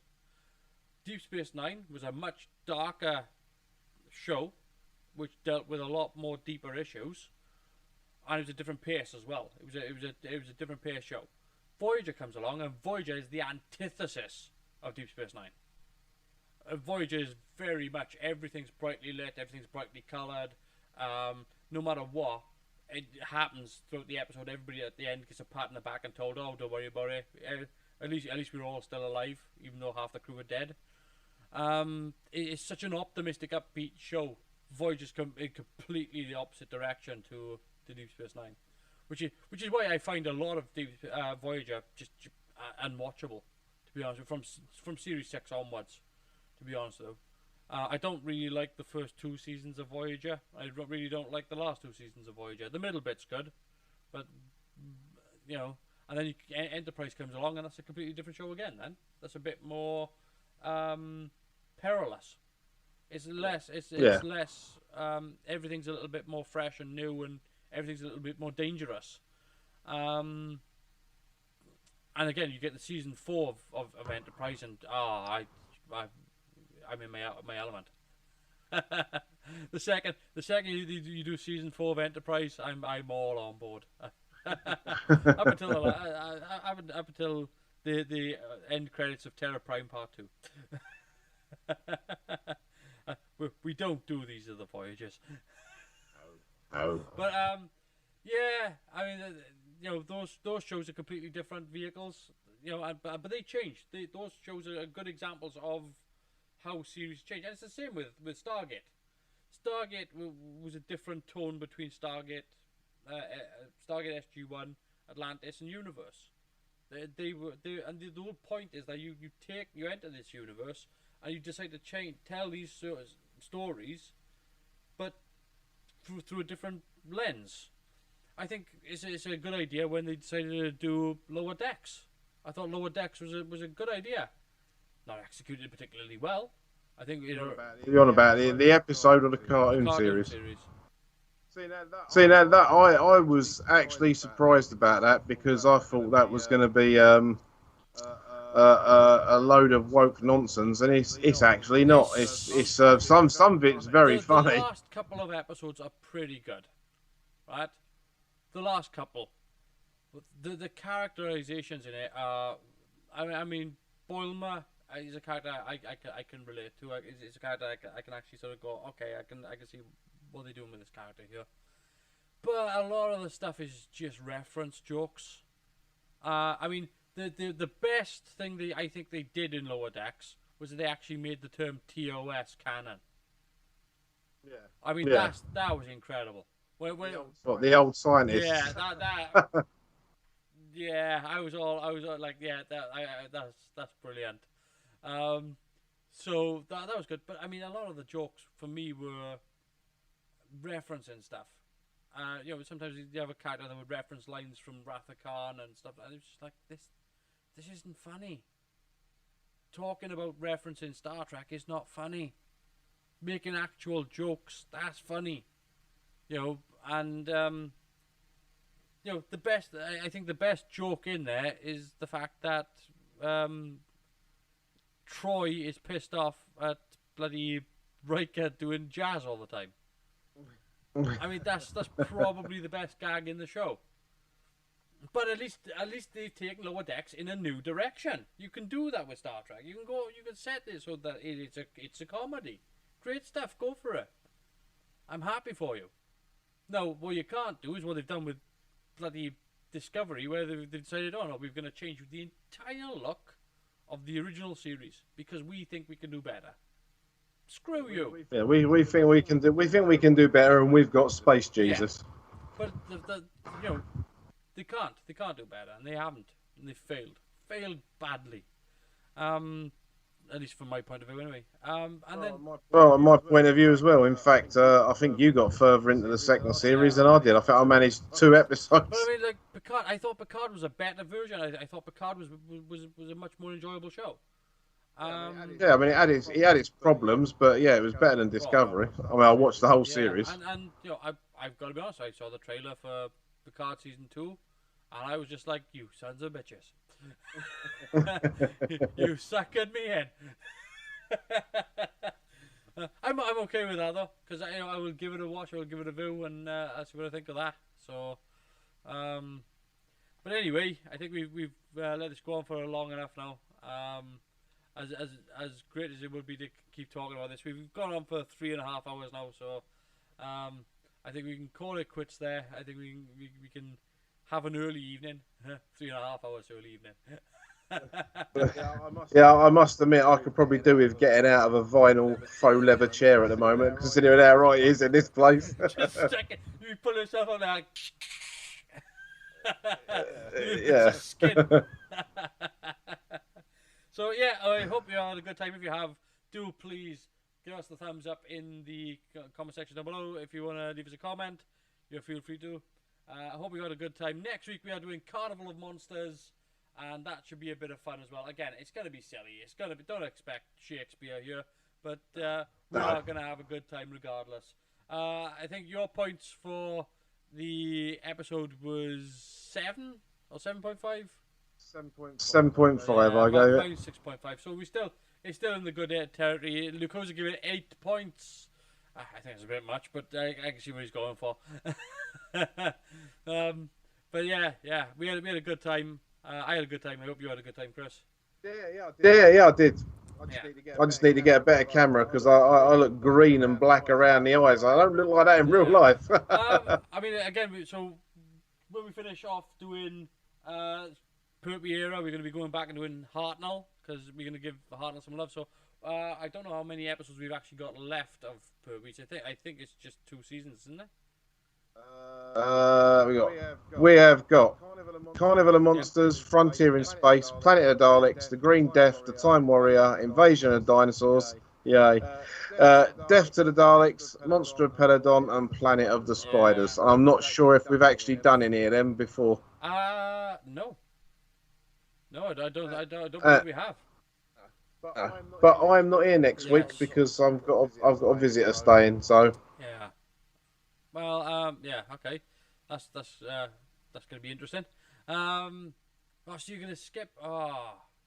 Shall we skip next week, or shall we do next week? Well, I won't be able to do next week. I'd probably like you to say, yeah, we'll skip it and we'll do Carnival of Monsters a week after, but it's up to you, mate. I don't mind. Look, because honestly, I can do something else next week. I can do a different video altogether next week as well. So that'll be fine. If you want to, we will skip Carnival of Monsters till the week after, and I'll do something else. God bless you, Governor. That's no problem. Anytime. So yeah, have a good one. In that case, we'll do. What shall I do next week? What shall we do next week? You should have to watch The Timeless Children and give it your best. No. I have to think of something. Oh, this is gonna be interesting. Oh, hell. Lucas just put, just skip Carnival of Monsters altogether. No, we can't. Okay, we've got to take the good with the bad, the rough with the smooth. that's the way it is. Dear. All right, so have a good time. Next week, I'll come up with something for next week. Yeah, we'll see what it is. I don't know what to do. I'm sure I'll think of something. I'll let you know anyway during the week. Take care. Have a good time. I'm not going to suggest anything, otherwise I'm going to want to do it. Well, take care. Have a good time, and see you in 2 weeks' time for Carnival of Monsters. Take care. See you later.